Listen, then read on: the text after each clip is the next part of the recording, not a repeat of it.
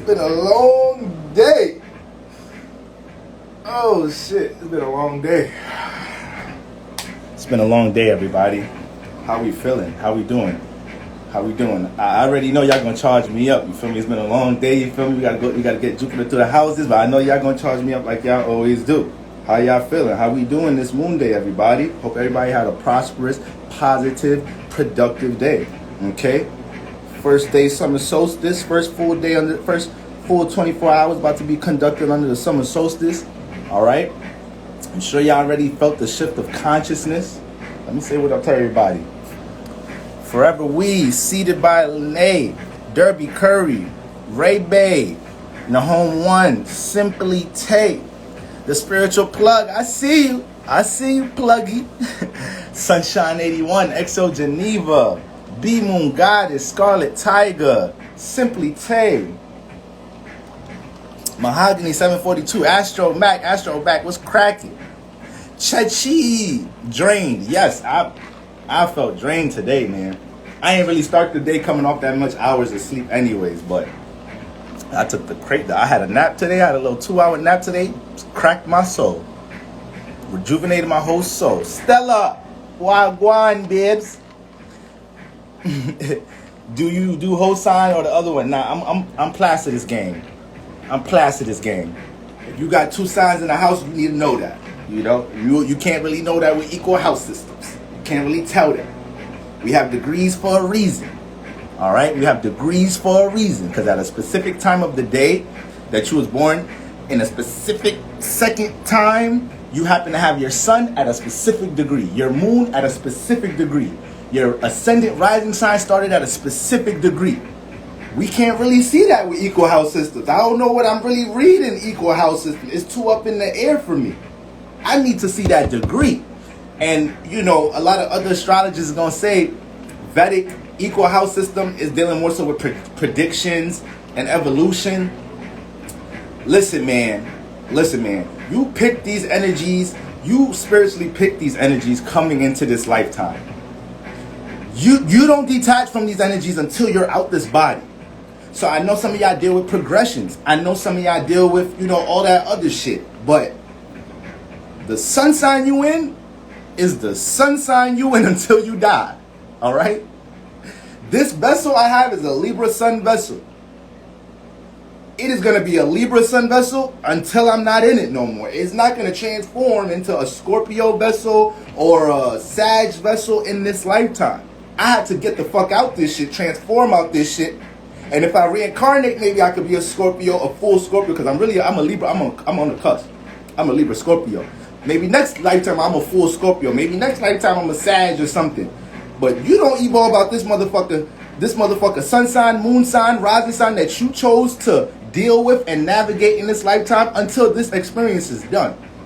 So progressions, equal house systems, that's why I'm not. And I started studying natal charts through Eastern astrology, 13 sign astrology. That's where I started. So I was there already. Spirit led me back to tropical and Placidus. And honestly, I be telling y'all, this ain't even the real original natural system. Once again, back in the day, we were calling each other by our houses that our sun is in, not the sign. Because the most important thing is the houses. The houses was here first. The houses gave birth to the signs first. It wouldn't be no Aries without the first house to be there, to have that frequency vibration there for stars, different stars and energies to travel in that space and have sex. And over time, certain energies were generated. Now we have the Aries constellation is alive. It's alive. It's alive. That's how things were given birth. So everything starts with the houses, y'all. Everything starts with the houses. And if I gotta go off equal house system, that I feel like it's too up in the air. It ain't pinpointed for me. I need to know what fucking degree Jupiter retrograde is, and I need to be able to go to my chart and know exactly, okay, my second house starts at this degree Pisces, so I know today is gonna be here, but I know next week it'll be in that house. Specifically, I know what time is moving in there, what day is moving in that motherfucker. All right, so that's to answer your question. But I ain't really gonna be answering too much questions tonight. I'm hopping on way later than I wanted to. All right, way later than I wanted to. I wanted to get on by like 7. Fuck, it's about to be 10, y'all. I know some of y'all got a lot to do in the morning or whatnot. You feel me? I got a lot to do tonight and in the morning out this motherfucker. So I want to get through these houses so y'all understand where these, what area of your life these influences you're going to be picking up in Jupiter retrograde. I want to break down the influence, the natural frequency vibration of Jupiter, and then breaking down what it means for it to be retrograde. All right, this transit is going to last for about 4 months. When generational planets go retrograde, they move slower. So it's going to take more time for it to go direct than Mercury takes to go direct, because Mercury is the quickest moving planet. All right? Shayna V, today's been rough. Great, your smile is charging it up. Thank you, Scarlett. Thank you. Appreciate y'all, man. Just got off work. I'm hot as shit. Listen, I'm in the office with AC on. Y'all still be... You see that little no sweat, right? You see that little motherfucker, right? You see that no sweat? That ain't going nowhere.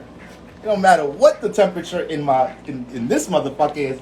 It's so goddamn hot outside. A little bit of that motherfucker gonna penetrate in this motherfucker and cause a little sweat here. So it is what it is. New York hot as a humid as a motherfucker. Don't make no damn sense. I leave the office, go downstairs, get something to drink. Nigga sweating walking back up the fucking stairs. I done went to the gym already today. I worked out already today. I'm good. I burned enough calories out this motherfucker. The damn AC broke. Oh shit, goddamn, Chachi. Better go take a cold shower. Cold showers in this weather be feeling orgasmic as a motherfucker. I don't know about y'all, but when it's hot like a motherfucker, I'd take me a cold motherfucking shower, and that shit feel like sex. Cold showers be busting. Got my name right on the first. That's first.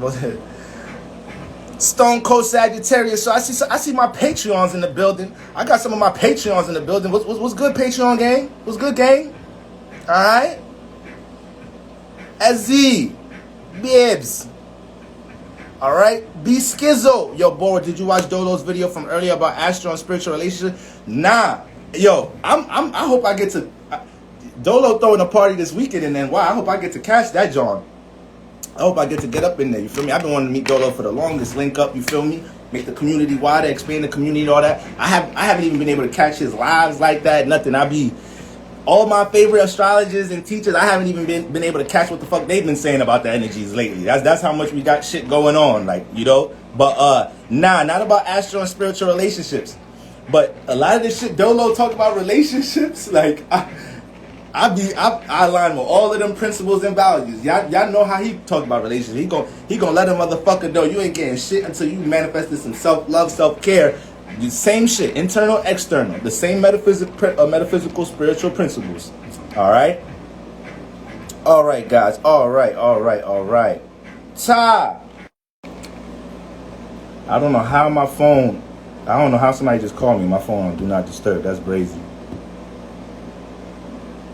Every time I try to get on live this motherfucking week, some bullshit. I'm gonna get on. The life of an air sign. The life of an air sign.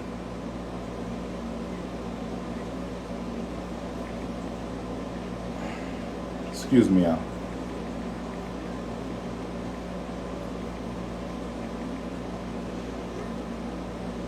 Air sign issues. Air sign issues. Somebody passed me a tissue. I put it in a bone gristle. Let me get a bone gristle. Alright. Y'all know I need some tunes in the background. Y'all know me. Y'all know I gotta have some tunes in the background.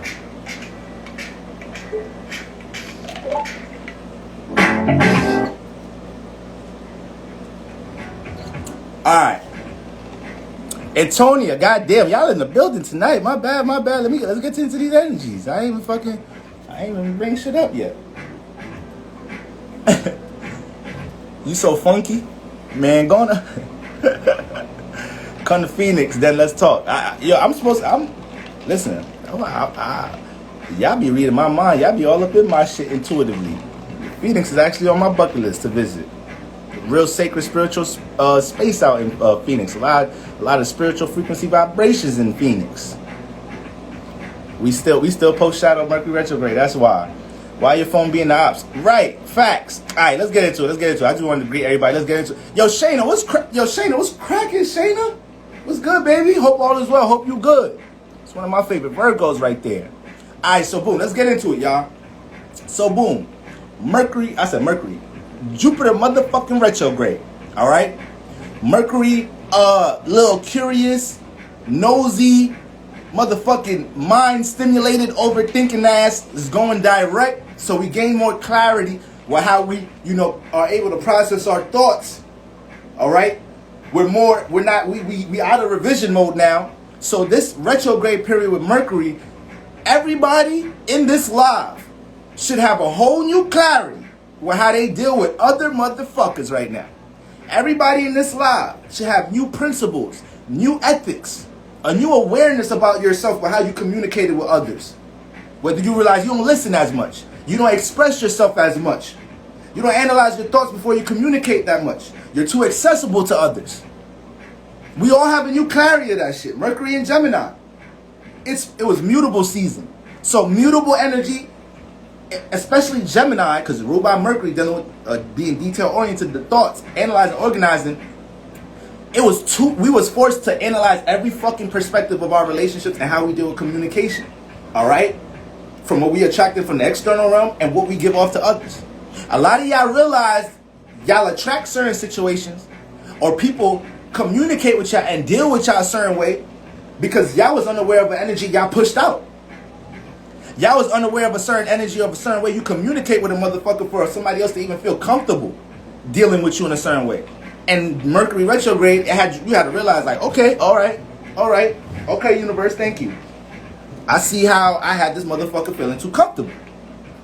I see how I didn't put my foot down expressing certain things. I see how I let certain things linger a little bit. I understand why I had to have that closure talk, or why I had to initiate that conversation this retrograde. I ain't wait for it to come to me. I had to be the motherfucker to pop up. Sometimes retrogrades, you got to be the motherfucker to pop up. It be like that sometimes. A lot of y'all was having shit that was weighing heavy on y'all subconscious. You feel me? And then retrograde is like, before retrograde, you was like, man, that shit gonna pass. That shit gonna, you feel me? The idea of this motherfucker, the feeling of this motherfucker is gonna float out. I just gotta keep working on my shit. I just got self-love, self-care, keep doing my shit. You know how we be. Get out of a fucked up situation with somebody. Now self-care, self-love, that's the end all be all. You don't want to go to the club. You don't want to go to the cookout. You're like, nah, it's all good, bro. Nah, I'm a pass today, man. It's hot as shit. I got a lot to do. I'm just working on myself, bro.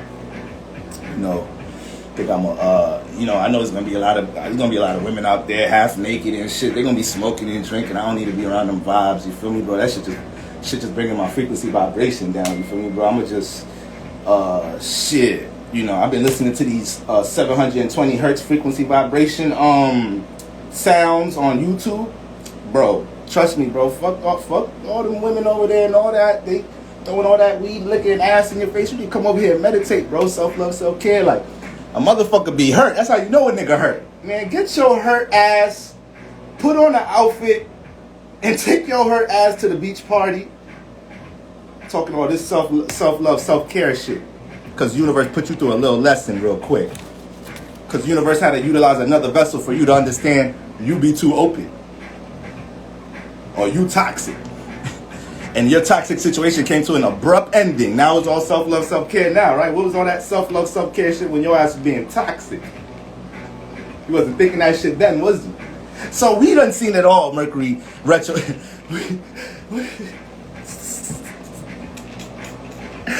This is why I really gotta be strict with y'all on live. Cause the energy be that powerful with y'all. The energy, it didn't take, we not even 15 minutes in and I knew y'all was gonna charge me up. I don't drink. I ain't gonna say I don't drink. Like, I never was a drinker, but I'll have a drink here and there occasionally. But I haven't been smoking. Just straight herbs, water, natural food. So like I'm this all raw natural energy. You feel me? But y'all definitely turn me up some more. But that's why I can't fuck with y'all, cause y'all be having me be too hype on this motherfucker. Yo, Tef, what's poppin', Tef? Yo, what's cracking, Tef? How you? Ain't see you in a little minute. Hope all is well. Hope the young one is well and healthy. Cheryl Z. Cheryl Z in the building. The Mystic. Love me some Cheryls. Love me some Cheryls. Alright, so boom. We done been through it all, Mercury retrograde. I done spoke to a lot of y'all about shit y'all was experiencing Mercury retrograde. I done had some heart-to-hearts with y'all. Okay? In my readings, I done had some readings this past month. Motherfuckers breaking down during the readings. I'm breaking down a little bit with a motherfucker. We building each other back up during the reading. My readings have been real counseling sessions this past month and a half. But that's what the community is for. That's what we here for. Each one teach one. We got to build each other up when we down. That's all. That's what we doing. So, with all this new clarity we have about our relationships and whatnot, okay? As soon as this shit went direct, Jupiter went retrograde, okay? Granted, Saturn is still retrograde all the way till the fall, all the way till September. So regardless, we still dealing with some retrograde energies. And the Saturn retrograde, this has more of an emphasis on our career. This has more of an emphasis on, you know, what's providing stability, how we're dealing with business, structure in our life, priorities. Everybody that had their little funny money coming into Saturn retrograde, I'm saying this is such a fruitful, beautiful time to establish, you know, to make your business, make your foundation in life, to make what is it that's providing something for you to stand on. This is a fruitful time to strengthen that right now. This is a beautiful time to exercise some things within your business, do new things, new marketing skills, put more time into your fucking business, network your shit a bit more. Post your shit on social media. Stop feeling like motherfuckers like you used to, like you feeling bad. You trying to push shit to sell to mother nigga. If you don't post your shit on social media, you put time into making them goddamn products, right? You put time into investing into your products and your business and doing this, that, and the third. You better put that shit in motherfuckers' faces. What's wrong with us? We be so devoted and passionate for some shit, and when it's time to dominate the stage, that's when we get reluctant. That's when we start hesitating. You gotta remember your spiritual travels. You gotta remember your foundation. You gotta remember stage one. Every time we feel like we off track, every time, this is why knowing what your why is so critical, because we're all gonna inevitably run into these moments where we're a little shaky about something. We're a little nervous about something. And I told y'all the other day, whenever you have a strong nervous feeling about something, that's beautiful. You need to embrace that shit. You need to embrace that shit. Because really, your spirit is excited as a motherfucker. Your spirit is excited as a motherfucker. All your spirit is saying is, God damn, we doing some new shit. I'm about to learn some whole new shit. I don't know what's about to happen next. All I know, we not going back to that funky ass job. All I know, this is not that same routine in the relationship with this funky ass motherfucker. We just doing some whole new shit in life right now. And that's what the fuck we wanted to get in this body in for the first place. To experience some new shit. You don't get in the body just to experience everything you was doing in your previous lifetime. You bring that previous lifetime energy with you. You bring past life energy with you. But we're here to learn and expand. Perfectly going into Jupiter retrograde, talking about expansion. Okay? When we look at Jupiter, Jupiter is dealing with expansion. Jupiter rules experiences. Every planet, when we talk about the planets and when we talk about houses, guys, we cannot just automatically connect material things to these frequency vibration energies. You cannot say the second house is money, because it's not. It's an energy. What the fuck was money when that was just the second house and this reality wasn't even constructed yet? Money's man-made. That's a man-made thing. So when we look at the second house, when we look at when we look at the fourth house, and we say that's family. Family is still a physical representation of something in reality. The fourth house is dealing with the heart chakra. It's dealing with privacy, solitude, the subconscious. Okay? So when we come into this reality, the fourth house starts to manifest into your home, family matters, okay, private issues. So everything is a frequency vibration first and then manifests into something physical, okay? Now, when we're looking at Jupiter, the natural frequency vibration of Jupiter is knowledge and wisdom, is experiences. That's all, that's it. That's all, that's it. Jupiter, wherever Jupiter is at in your chart, in your natal, that area of life, you should be able to teach me a lot of shit in that house. You should be able to teach me a lot of shit in that house. Because since day one, you've been pushed into mad experiences to expand your knowledge and wisdom in that area of life. That's the reason you have Jupiter in that house. I told y'all could see what y'all was doing in y'all past life just by seeing what planets you have and where they at. Granted, the South Node has a lot to play with that, but just seeing that you have this planet in that house, the sun making you pay attention to this house in this lifetime, the moon got you connecting to this house in this lifetime, Jupiter's in this house making you expand, learn here. This is starting to, okay, all right. Now, but to an extent, I had to get a little deeper to explain why, because it's a little different. Like the sun is gonna show you the house that your sun is in. You wasn't paying attention to that in your previous lifetime, okay?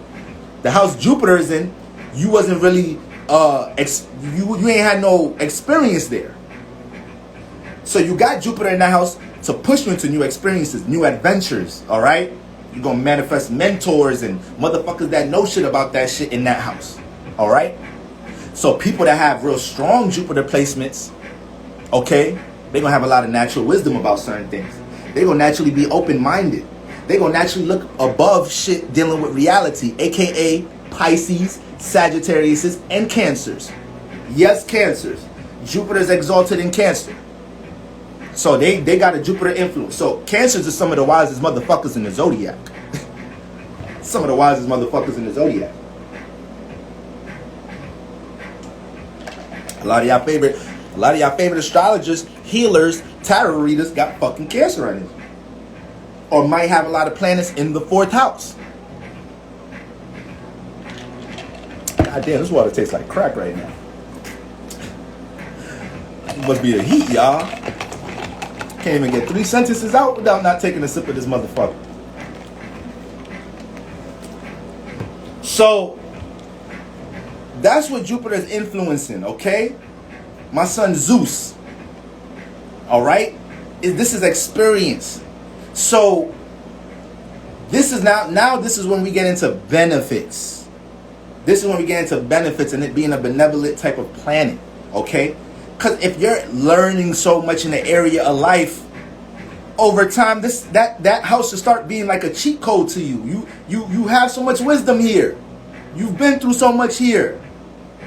Anybody that y'all look up to, whether it's a rapper, singer, athlete, fucking entrepreneur, business person, entertainer, they have a number of experiences. Despite their talent, despite their natural God-given abilities and gifts, there's experience behind what the fuck they doing that grows their confidence, grows their wisdom about what they even doing. We all walk in different paths, okay? And we all are experiencing certain things more than others, all right? So when we look at Jupiter, that's some more of this crack water. It actually got a ring to it, crack water. What is this? It's Capricorn Moon, Capricorn Rising. Start thinking about business ideas and shit. Crack water. It'll keep you hydrated. I'm gonna come up with a slogan later. Don't worry. I'm gonna come up with a slogan later. Crack water. Keep you hydrated. Never deflated. Alright. Let me not fuck around with y'all tonight. So, when we're looking at motherfucking Jupiter being a beneficial planet, it comes from all the shit that we gain from our experiences, okay? Now you have natural benefits internally, okay? Now it seems like you're a little lucky because you know a little bit more about something in a certain area of life more than other people, okay? Some people that got Jupiter in earth signs and in earth houses, they end up expanding on certain things financially and you think they lucky. No, motherfucker, they've been learning about how to build that stability and finance all their motherfucking life. Ain't shit lucky down here. Now, I ain't gonna be that cutthroat with it. We do have a little percentage of luck that comes with Jupiter and certain energies and shit. But I don't like to bank on that shit. I don't like to be saying that shit like that to just make people think shit is all sweet and dandy out here and you not doing shit is just gonna have luck for. That's why I don't like saying that shit like that. That's why I'm not gonna run with that shit like other astrologers. You need to embrace the lessons Jupiter is putting you through to encounter some type of lucky scenarios in life. Luck come with a little preparation. There's components to luck. There's components to luck. Luck ain't just, it ain't just, nah. There's components to that motherfucker. So when we looking at Jupiter, you know, we had Jupiter in Aquarius. And what's Aquarius? Aquarius dealing with connecting to the collective consciousness, but with a Saturn frequency vibration though. So they ain't just connecting for play. Gemini will connect for play. Libras will connect for motherfucking play. Aquarius ain't really connecting for play. Alright?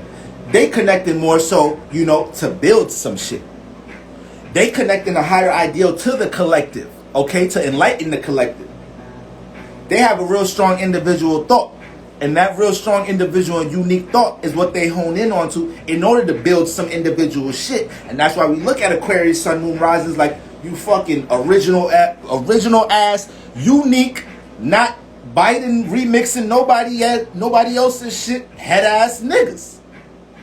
Some of the most original motherfuckers in the Zodiac. That's the difference between Aquarius and Leos, the opposite spectrum. Leos will walk into the studio. Leos will walk into the studio and hear the song that niggas is recording and be like, oh, this the type vibe y'all on? And get on the song and fuck it up. Get on the song and fuck everybody else up on the song. Aquarius walk in the studio, hear the song everybody's on. You feel me? Then the Aquarius gonna holler at the engineer like, yo, you got another. I fuck with this beat, but I need something. I need something with a little flavor, like a little different flavor on it. You got something else I can hop on? Aquarius not even gonna get on the song with everybody else. He's gonna do his own song on the new beat. And now the motherfuckers that was in the studio, they looking at the Aquarius like, oh shit, that's brought some whole other some different unique shit out the motherfucker. So that's the opposite spectrum. Leo's gonna remix the fuck out of some shit, like Tory Lanez. Look at Tory Lanez. Tory Lanez been getting picked on his whole career that he don't got his own flow. They kind of stopped that shit a little bit because you can't. Niggas hurt their head trying to put the sun down. You can't. You trying to put the light of a Leo down, of a sun down. That's why as soon as they try to cancel him with Megan Thee Stallion, I was already like, good luck. Good luck trying to cancel any one of them motherfuckers. Tory Lanez, Megan Thee Stallion, they ain't going no motherfucking way. They both got Leo energy. Look at Soulja Boy. Soulja Boy got an eternal fucking light. You cannot put a Leo's light out. It's impossible. It's the fucking sun. It's the sun. I don't care how rainy it is one day. I don't care if it's motherfucking Hurricane Katrina outside. The sun gonna be out to a degree for a portion of the day. The sun gonna come out for a good portion. I don't care how gloomy it may look outside. You give a fuck if it's a blizzard outside. You give a fuck if there's meteors, comets that's supposed to be hitting Earth one day. The sun gonna be out that day. And that's how y'all gotta look at Leo energy. So this is why Leos could. It could be a little hard for a Leo to admit when they wrong. It could be a little hard for a Leo to, you feel me? Leo feel a little vulnerable when they walk in the room. Motherfuckers ain't complimenting the Leo. Like, motherfucker, do y'all see this outfit? What the fuck wrong with y'all? It's the sun. Give praise. Give motherfucking praise when the Leo step into the room. Alright? But back to Aquarius. So everything about Aquarius is about doing things originally. We know there's a Saturn influence here. Saturn deals with building, structuring, time, fuck emotions, fuck the sun energy. Saturn don't fuck with sun energy. The sun don't give a fuck about Saturn energy. The sun just want to shine. The sun just want to have his creative expression felt and seen. I come out every day, you motherfuckers see and feel me. I go back the fuck home, let the moon get her time, and I come the fuck back out and y'all gonna feel and see me. Saturn don't give a fuck about none of that. Being on the spotlight shit. None of that creative self-expression shit if it can't make no fucking money from it. If it don't make sense. If it ain't helping building a foundation. So Saturn, Aquariuses, all day, every day, an Aquarius will be talented at music and will be comfortable being like, you know what, bro? Yo, bro, you want to be the face of this shit? I'll ghostwrite for you, bro. You got the image. Like, you're way more marketable than me. Aquarius don't have to humble themselves at all to do that. Aquarius could know they talented as fuck and will have their homie that got more of an image or is more whatever, flashy, whatever. It don't even have to be that much flashy, but Aquarius will just don't mind being the behind the scenes person. This is why Aquarius, I like to, even though they square each other, Aquarius and Scorpios have a lot of similarities. They have a lot of similarities. And if you got Aquarius and Scorpio on your big three, you just you gotta keep an eye on Yamo. But I ain't trying to drag nobody too much tonight. So when we look at motherfucking Saturn energy, it don't fuck with Sun energy. You feel me? The Saturn is all Sun. The Sun will come out and be all creative and get the praise, and it's good. It didn't care about how much money it made. It ain't care about it don't care about its royalties from the music. It's just thinking like, you seen all the motherfuckers jumping to the music out there? You seen all them fucking panties they was throwing on the stage?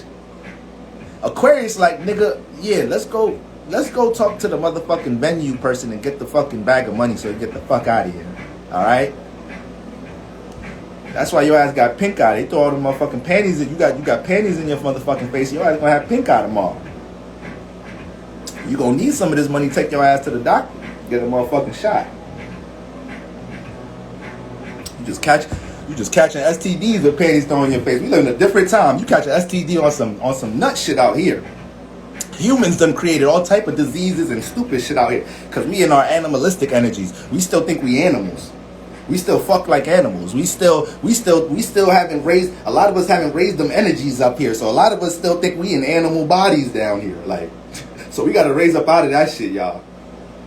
That's why so much of these diseases be all man-made and shit. That shit ain't natural. Why animals don't have STDs? Think about that. Let that resonate for a little bit. Let that resonate for a little bit. So,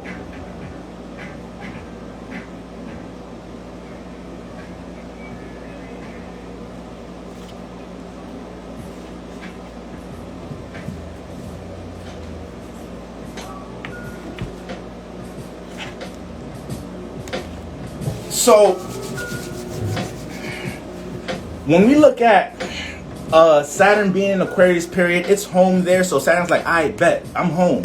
I get to utilize this energy to connect with others, network with others, utilize social media, different forms of communication to build. Saturn love getting on social media and connecting with other people that it don't know. You know, that's why we say Aquarius rules the unknown and unfamiliar. 11th house rules the unknown and unfamiliar. People you don't know, but that's social media. We doing this all day, every day. We connecting with faces and places we don't know and manifesting all type of opportunities, building community, because this is the age we live in, okay? Now, Jupiter is going to slide back to Aquarius soon, but that's not going to be until July. You feel me? Once again, we talking about generational planets. I low-key don't like to call Jupiter a generational planet. I like to consider Saturn, Pluto, and Neptune generational planets. But, Jupiter's in a sign for a year. So you could, to a degree, call it generational planet because you coming into a generation of a mother. It's a year generation of motherfuckers that you coming into. So so wherever your Jupiter's at, that's a whole year of people you came into with. Okay?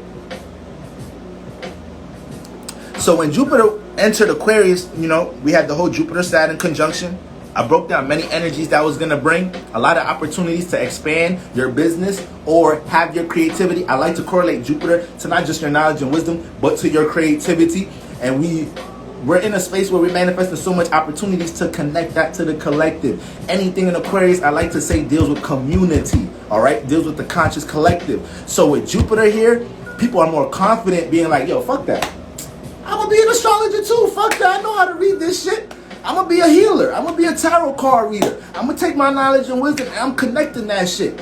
We all tapping back into our spiritual lineage right now. Everybody's remembering that they coming from a spiritual family. Everybody's remembering they got some spiritual gifts. Rappers are tapping into their spiritual shit. So we in a, like, I know I talk about all this shit with government and all this. I don't even want to say the word before they start putting tags on my shit, bitch ass motherfuckers. But we all are tapping into, you know, deeper clairvoyant energies. You feel me?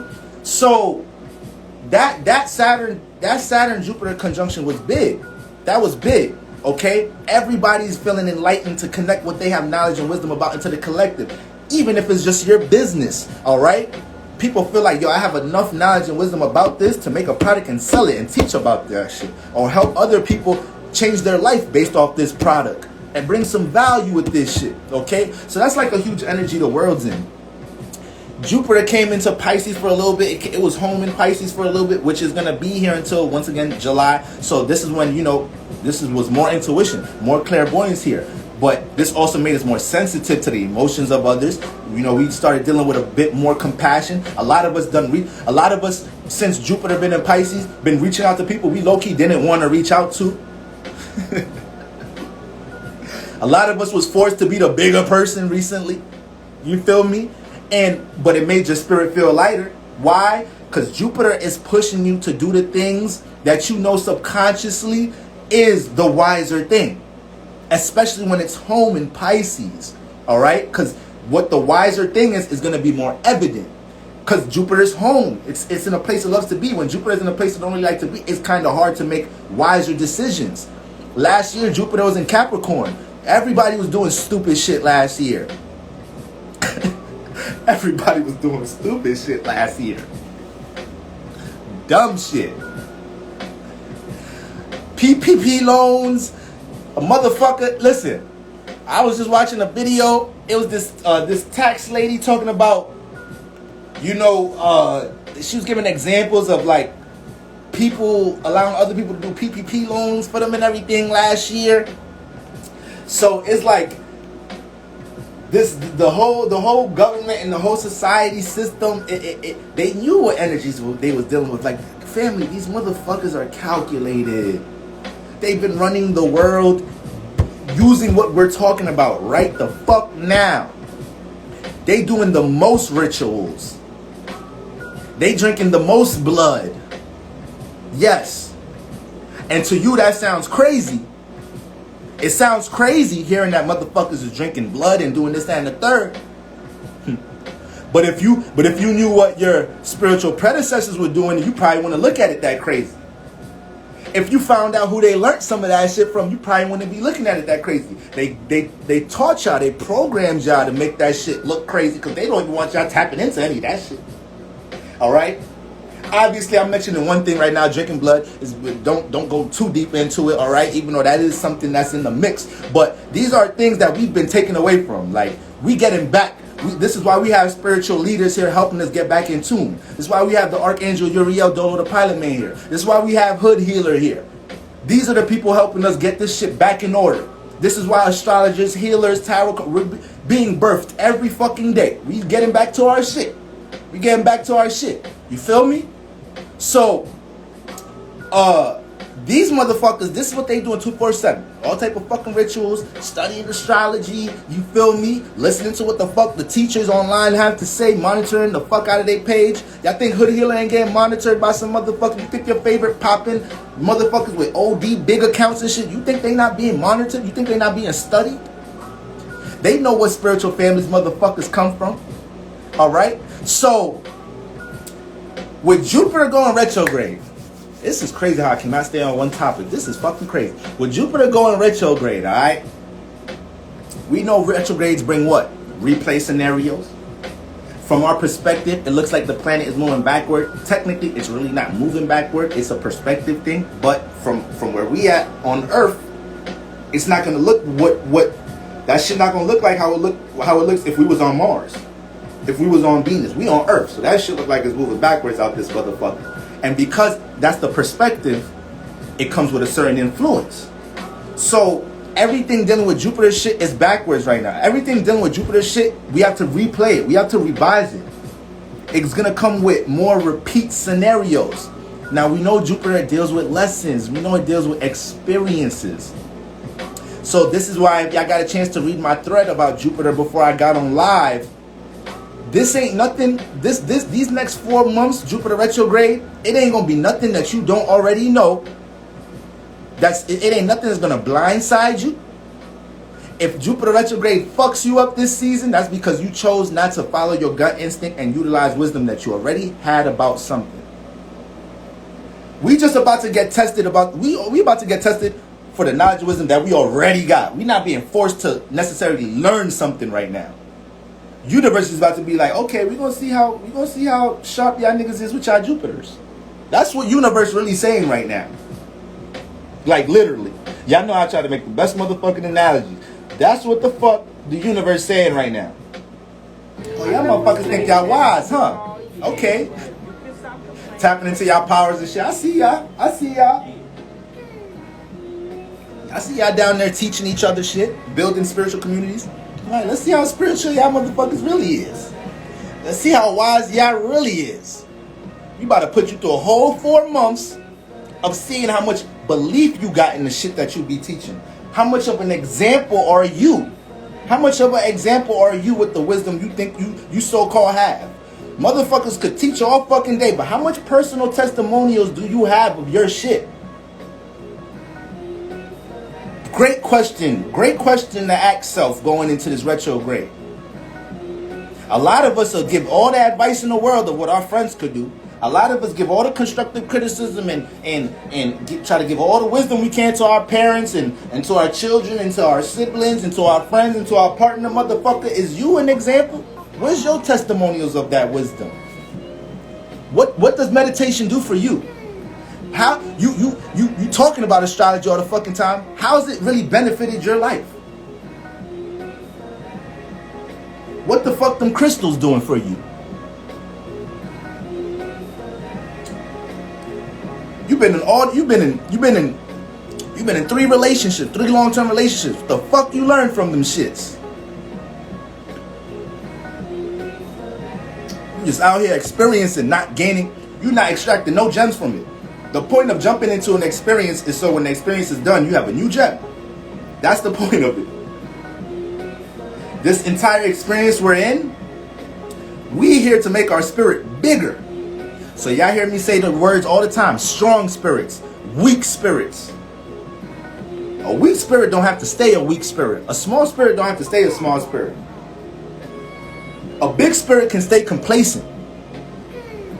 There's multiple levels to expansion and contraction. Okay? So being an example of your own knowledge and wisdom, guys, this is vital. This is vital. This is a time to prove to yourself. This is a time to prove to yourself while Jupiter is going retrograde that all the things that you truly believe in actually matter in this reality and it's not just something floating in your subconscious. Okay? You believe you should be moving this, that way, and the third because you have a certain amount of wisdom about your relationships, a certain amount of wisdom about what you're doing career-wise, a certain amount of wisdom about how you're dealing with diet and regimen and taking care of your body, a certain type of wisdom about how you're dealing with your children, a certain amount of wisdom about whatever. That shit needs to be, that you're going to run into the test. You're going to run into the test. Okay? So that's necessarily what the fuck Jupiter retrograde is doing. Now, we're trying to graduate right now. We're trying to graduate. This is like Regents time. Shout out to everybody in New York City. I motherfucking hated them motherfuckers. But you know, I went to school in the Bronx. You know, when it comes to state tests in New York City, the class, we is one today. Niggas be on one accord in the motherfucking state tests. I motherfucking hated them shits. Niggas was meeting up eating breakfast like, alright bro, yeah bro, where you gonna sit? You gonna sit over there? Nah, cause you know that nerd ass nigga, you know that's the nigga with the answers. So we gotta make sure we surround that nigga. Alright? That nigga, he low-key be trying to not sit next to us. Nah, not today. I can't fail this fucking math shit. I ain't trying to go to summer school for this bullshit again. I went to summer school every fucking summer. I went to summer school every fucking summer in high school. I fucking hate school. Alright? I was an honor roll student my whole fucking life. I started playing basketball in 5th grade. That's it. It introduced me to girls. getting fly clothes. I didn't give a fuck about none of that shit. I was a fucking nerd. First, second, third, fourth, fifth grade. I wanted to be a fucking psychiatrist. My first two dream jobs was to be a fucking psychiatrist and a veterinarian. Nigga started playing basketball. I want to go to the league. And I'm just worrying about women or I'm worrying about girls and shit. Nigga get in high school, nigga in summer school every goddamn summer. You feel me? So this is where we at. This is where we at right now. We taking state tests right now. We trying to graduate. We trying to go to the next fucking grade right now. Jupiter's retrograde. So we got to make sure right now, family. We got to make sure we on one accord, just like me and the bros was back then. I went to all boy high school, so you know we was retarded.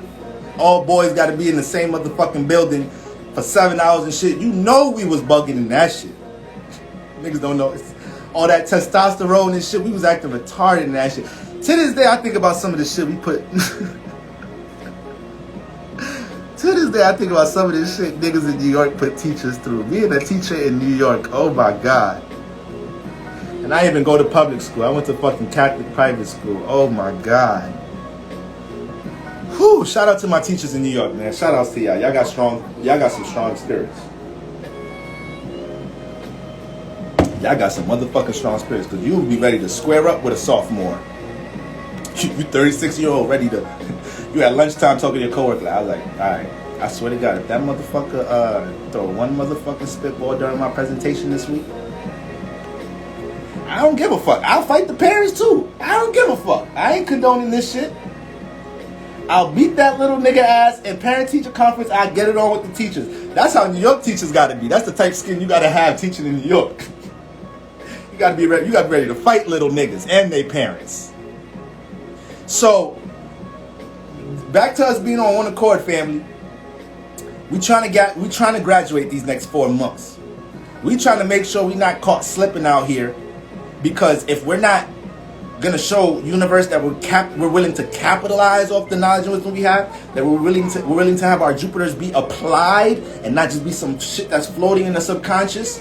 We actually apply our Jupiter into reality. We're not just long lost hippies. We're not just all spiritual in the head and shit. No, motherfucker. I could tell you how my life changed with me doing moon rituals every fucking month. I could tell you how my life changed me distancing my space from motherfuckers and honoring my individual space and my own personal regiment and doing what the fuck I gotta do. I could spiritually tell you how me understanding transits helped me to shift my focus and my attention to what universe wants me to learn right now. I know because I have the sun transit in my 6th house.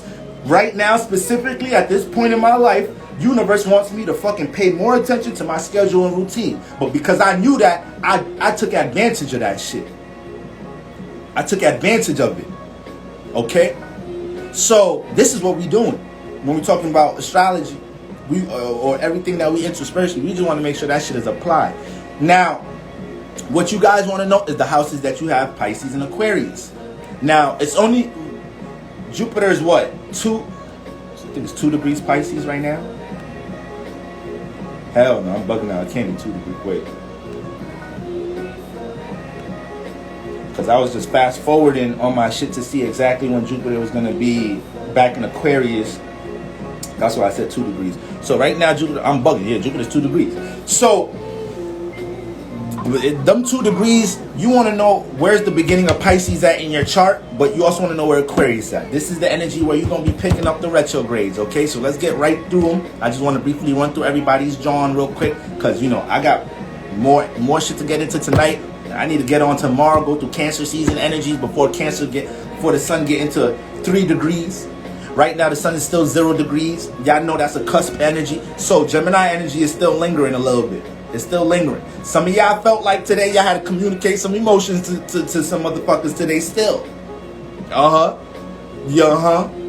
Gemini energy definitely still lingering out this motherfucker for the next 2 days. Okay? And we still got Mercury in Gemini. But once the sun gets 3 degrees into Cancer, we in Cancer. We done with Gemini. We done with Gemini. Even though it's Cancer season right now, every baby that was born today, they are motherfucking Gemini Cancer babies. 50%. Their sun is 0 degrees. They is 50% Gemini, is 50 motherfucking percent Cancer. So if y'all don't believe in cusp, I don't know what to tell y'all. I'm a motherfucking cusp. I know damn sure I'm a Libra Scorpio.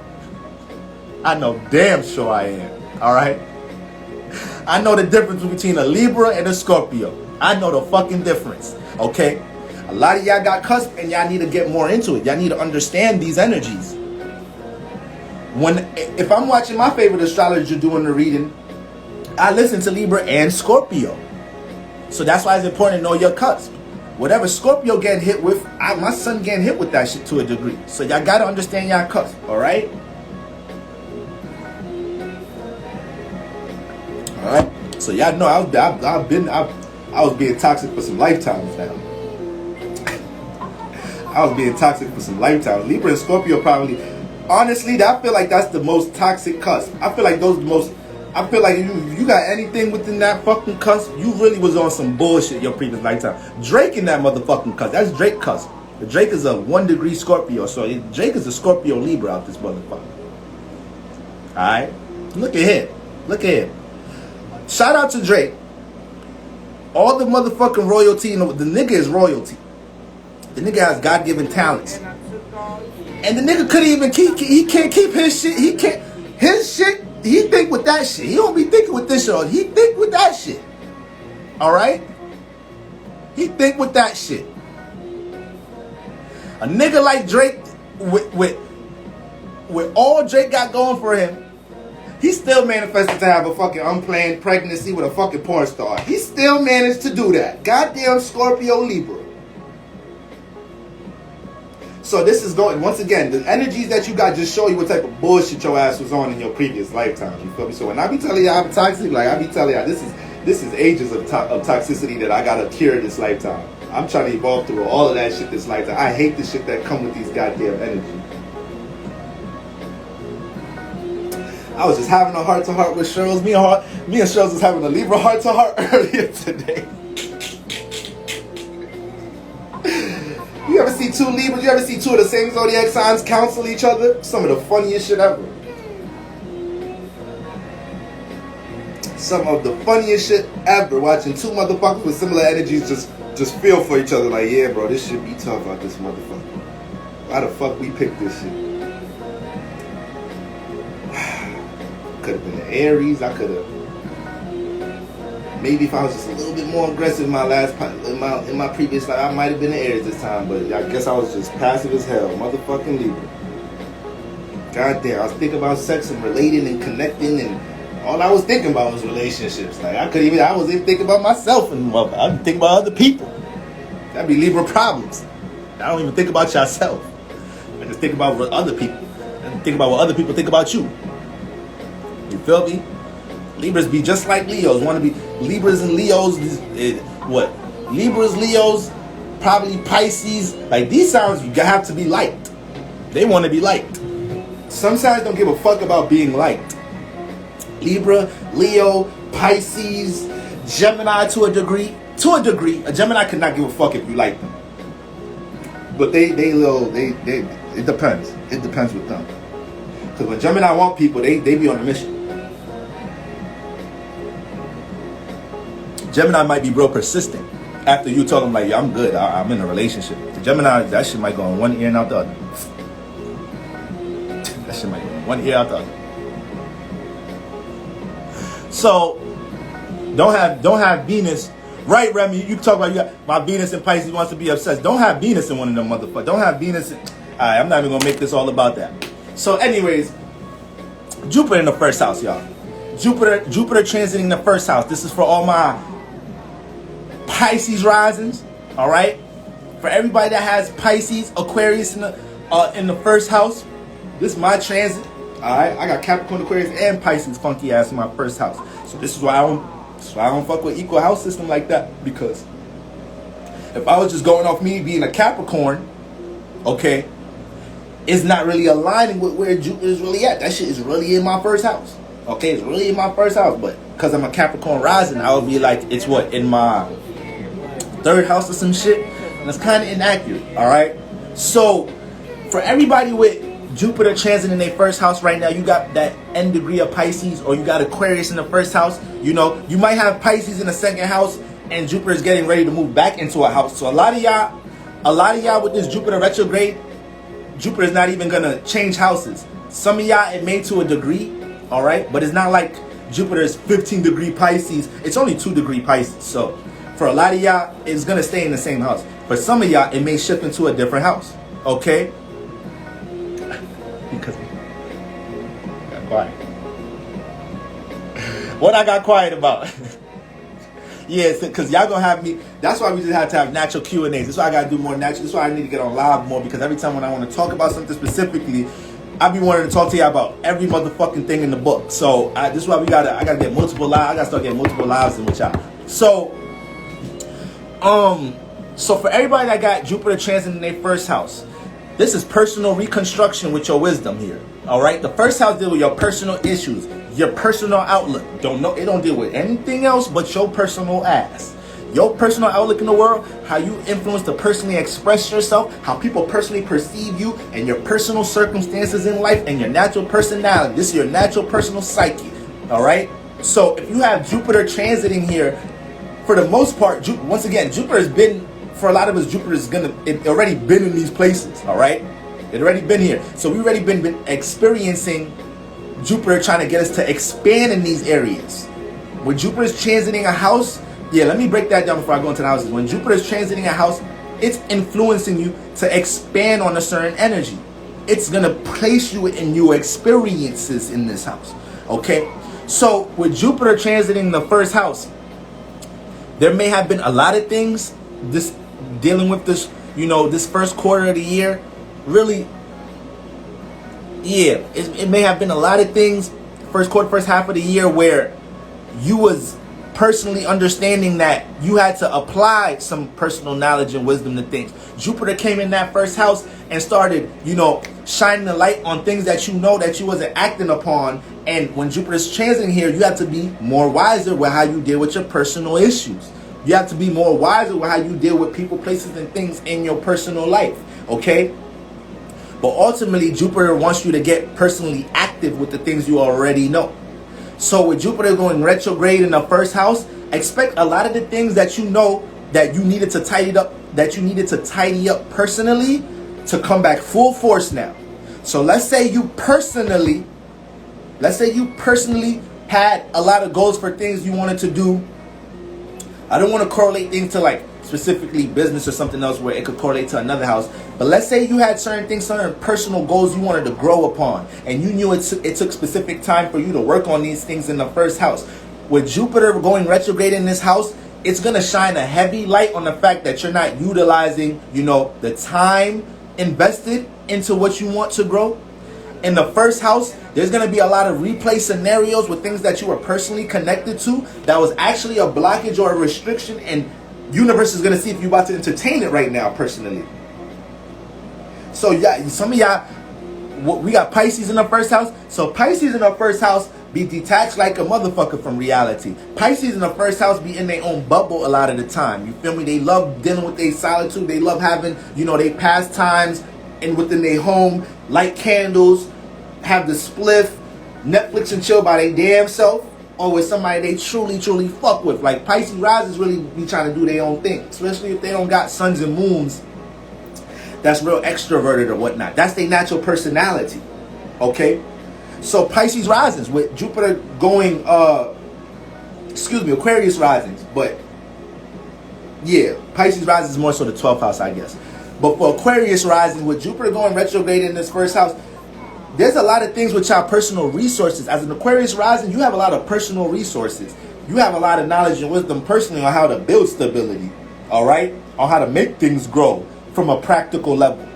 So you need to show universe with Jupiter going retrograde in the first house that you're going to utilize what you know about what you want to grow in your first house. You're going to make sure these resources is used. They might get taken away here. I said Mercury, Saturn retrograde, a lot of resources that we have that we don't use are going to be taken away. Some of y'all probably lost some money. Some of y'all probably lost a contact with somebody that you was thinking you wanted to collab with and work with, and then you lost access to that. Some of y'all lost a lot of shit that you felt like was always going to be there for y'all. Okay? I know. So now that Jupiter is going retrograde in the first house, everything that you personally know will improve you personally. Whether you going to the gym more, you taking care of yourself more, you having more of a stronger personal schedule, you making sure that, your personal issues, once again, get more time and attention and you're not just so open to relationships, you're not letting your family responsibilities bombard you, and now it's like a lot of us be letting our family issues bombard us, and then is our family, you feel me? So we feel like we could sacrifice it for our family, but then we come back and we be drained and have nothing left in our personal life. We be like, damn, what the fuck? If I don't set no boundaries with these motherfuckers, I can't get shit done in my personal life. A lot of us got career life bombarding us. That's taken away from shit that we want to do personally. So Jupiter retrograde is like, yo, if you want to experience the things you want to experience in your life personally, you're going to have to find ways to utilize what you already know to work this lifestyle, into motion. Whether it's you making more sacrifices personally, dealing with certain individuals, okay? Whether it's you making sure, once again, you put in more. Jupiter deals with time a lot too, okay? Saturn rules time, but Jupiter deals with time. All the generational planets are going to deal with time because they all long term, all right? They all move slow. So that's why you manifest with these planets, okay? That's another video. You feel me? That's another breakdown. That's why you're going to be able to manifest with these planets more strongly when you put more time into things. That's why I always say this to you. I know I'm a whole Saturn head ass nigga, Capricorn moon rising. I know that, but family, that's what it is in this realm. If you ain't putting time into things, shit really don't grow. You put a little time into it, you get a little result back. Put a lot of time into it, you're gonna get something back. Like, that's just what it is. That's just what the fuck it is. So Jupiter going retrograde in the first house is like, you can't really lie to yourself personally. You can't push things to the back burner right now. Personally, Jupiter going retrograde here. Certain things that you've been slipping and falling with personally in the past couple of years, Jupiter retrograde is like, okay, you've been slipping and falling with that shit personally all these past 2 years. This next 4 months, we're going to see how resilient you are. Because you should be able to see this coming from a mile away and know, like, nah, I've been doing that shit for the past 2 years. I'm good. This is going to be a time where a lot of y'all personal habits, some of y'all, Jupiter transit, my Aquarius risings, Jupiter going retrograde in the first house, a lot of y'all, certain bad personal habits you have going to kick your ass right now. They're going to kick your ass. Either you personally sleep too much, you personally, you spend way too much time with leisure. Jupiter is going to want to make sure after this retrograde, okay, you're in the energy where you don't feel restricted personally. That's another thing Jupiter's doing in this first house going retrograde. All the things that played out as restrictions in this first house, a lot, and for my Aquarius risings, yeah, I deal with restrictions. I'm a Capricorn rising. Our first house is ruled by Saturn. Our chart is ruled by Saturn. Our whole life, we can't take shortcuts. We can't. Leos, motherfucking Geminis, Sagittariuses,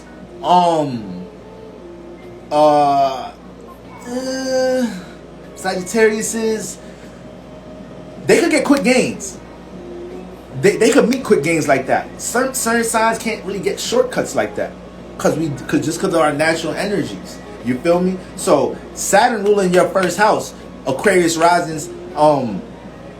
There's gonna be a lot of things in this house that is a lot of things you personally want to do that you're naturally restricted by, because the universe is always teaching you how to fucking place time into things personally. Do things with more patience and diligence as an Aquarius rising.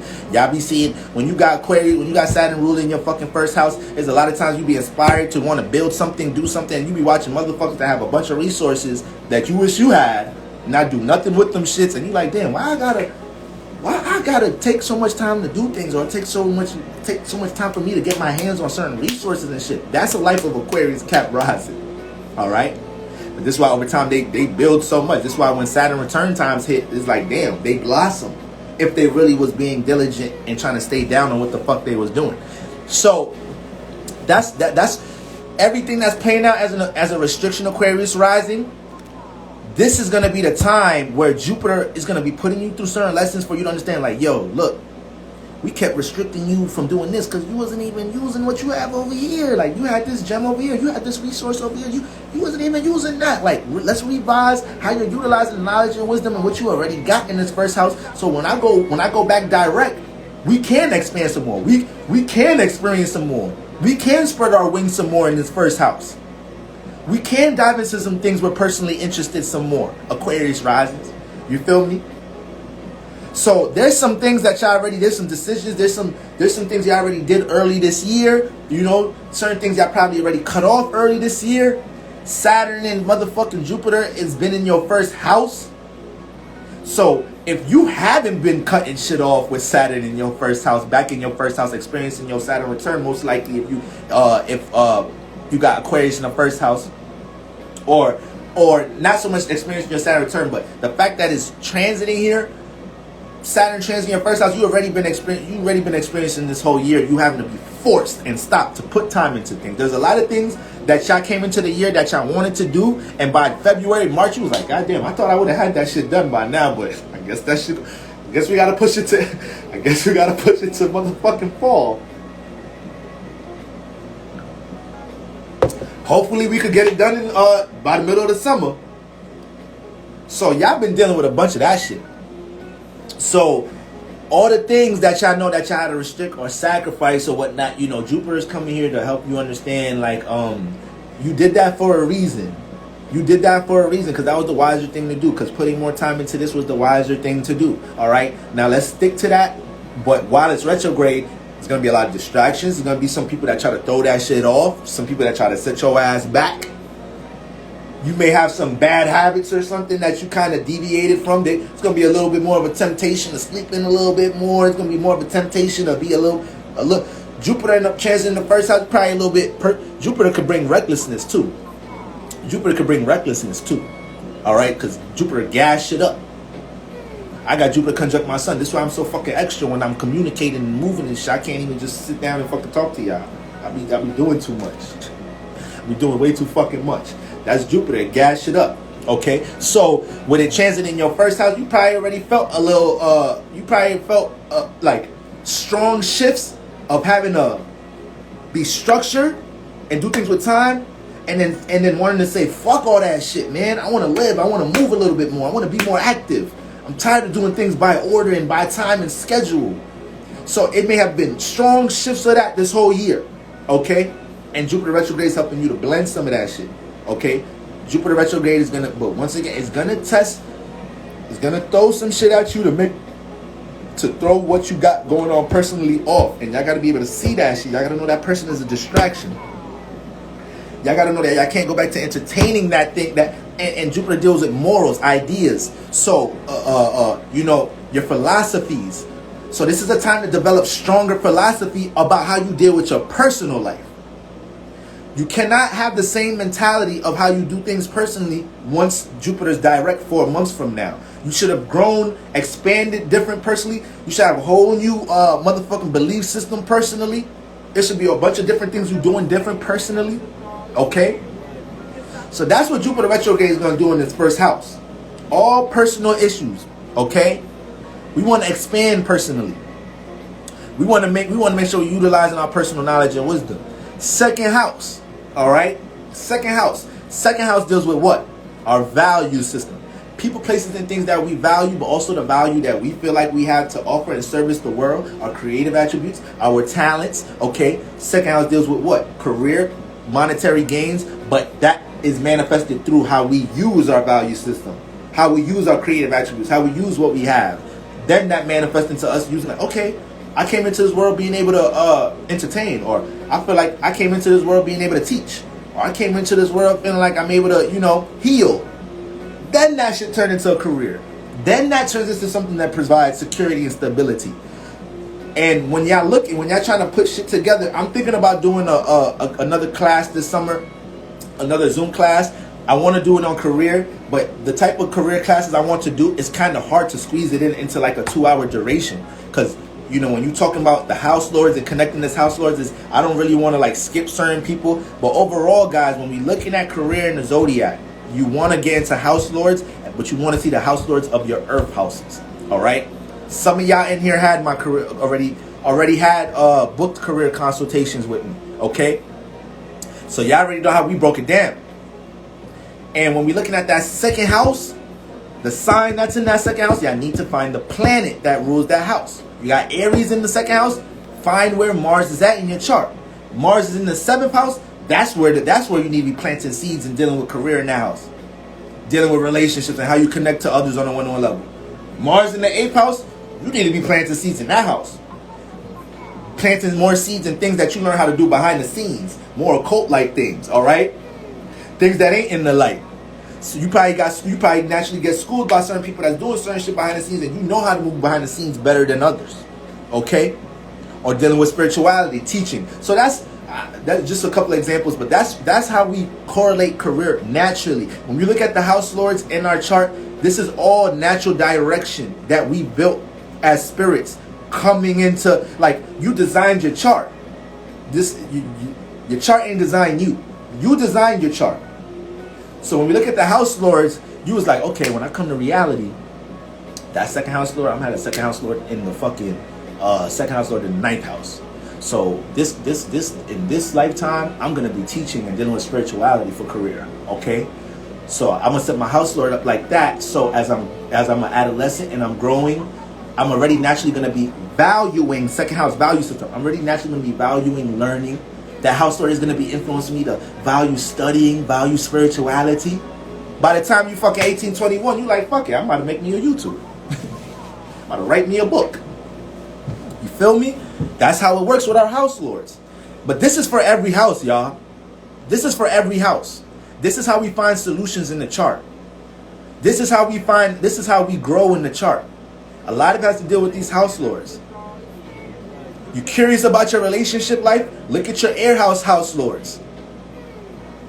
You fuck around, got the 3rd house lord in the 8th house, and you wondering why you deal with so much manipulation, transformation in your relationships. You always behind the scenes about something in the relationships. Motherfuckers is always keeping shit in the dark with you in the relationships.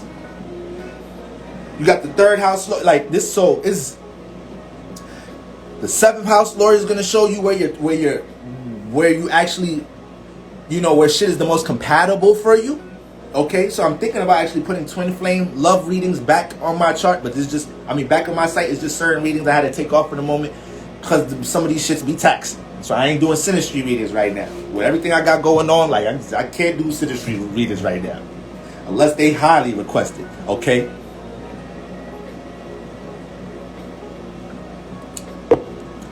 And y'all can't be having nobody do some bullshit ass synastry reading for y'all. Motherfucker would just don't tell y'all anything in the synastry reading. Y'all go get synastry for reading for somebody, they'll tell y'all anything. They will tell y'all anything. So I can't do that. I know I'm putting blood on my hands doing that. So when we looking at the 2nd house, all right, guys, you guys got Aquarius up in that 2nd house. You might have intercepted Pisces and Aquarius, but if Jupiter retrograde is transiting the 2nd house, there's going to be a lot of things dealing with your value system that you're going to have to put in check right now. There's things that you value that might be negative, and Jupiter is about to put the light on that motherfucker, and it's gonna have you know, it's gonna shine, it's gonna utilize a person, place, a thing for you to be like, look, if you thought this wasn't negative, you gonna know this is negative after this situation. You gonna know this person you valuing is motherfucking detrimental to your growth. You gonna know the way you've been working on this business was totally the inefficient way to work on it. Jupiter is gonna get that knowledge and wisdom active these next 4 months in that 2nd house. And when it comes to your value system, it's gonna be all type of things that y'all gonna have to exercise that you probably already knew. You already knew that you should be doing to help your business get off the ground. It's gonna be a lot of things that y'all gonna have to learn to invest time into when it comes into your business, or overall checking your values. When it comes to the people, places, and things that you value, Jupiter is not going to allow you to continue to value somebody with negative energy, somebody that's playing out as a block or restricting you from what you're supposed to be growing in that house.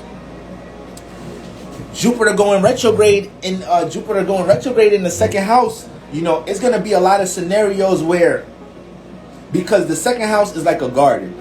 The 2nd house is like a garden. It's like where we plant a seed for things to grow. Okay, so it's going to be a lot of work to do in the garden. Okay, there's going to have to be some weeds that got to get cut. AKA, you may have planted a seed for something you wanted to do business-wise a couple of months ago, and you were so thirsty and hyped to just start the shit or whatever. You was telling yourself, like, I should make an LLC or whatever first, boom, boom. So it's going to be shit like that. You're going to have to get set back to the foundation and make sure your foundation is strong with your business, or what is it you're trying to grow in the 2nd house. So you got to be open to all the things Jupiter is trying to get you to pay attention retrograde in the second house. So by the time it's go direct, everything that you value in the second house, it's providing more security. It's providing more stability in the second house. All right. Jupiter retrograde in the second house, it's going to put you through a lot of circumstances. That's going to, what's the best way to say this? It's going to put you through a lot of circumstances to put the flashlight on your self-esteem and how maybe you've been the one that's been helping your self-esteem to be low. The way you think about things, your approach to things is the reason why your self-esteem be fucked up. So Jupiter retrograde about to get that shit in order in the second house. You dealing with low self-esteem issues and shit. It's going to push you into a certain conversation. You might have your best friend cuss you out or some shit. You might have some type of shit, or you might run into a situation with your back against the wall that make you say, fuck this. I know I got more value than this. The second house deal with once again, your value, your worth. You're going to be pushed into a situation to be like, no. I know I got more worth than this. I know I got more worth than this. I know I got more to offer than this. A lot of us got a lot of creative shit going on in that second house, and they just ideas, and they haven't got implemented into anything. Jupiter retrograde in the second house is going to push you to get more active, devise more of an idea or more of a plan to get that shit in motion here, okay? But emphasis on negative values now under the radar will now be super evident to you. Some of y'all is valuing some motherfuckers in relationships. It's just time is about to be up. It's about to be expired now. You're about to realize you've been valuing a whole negative ass individual.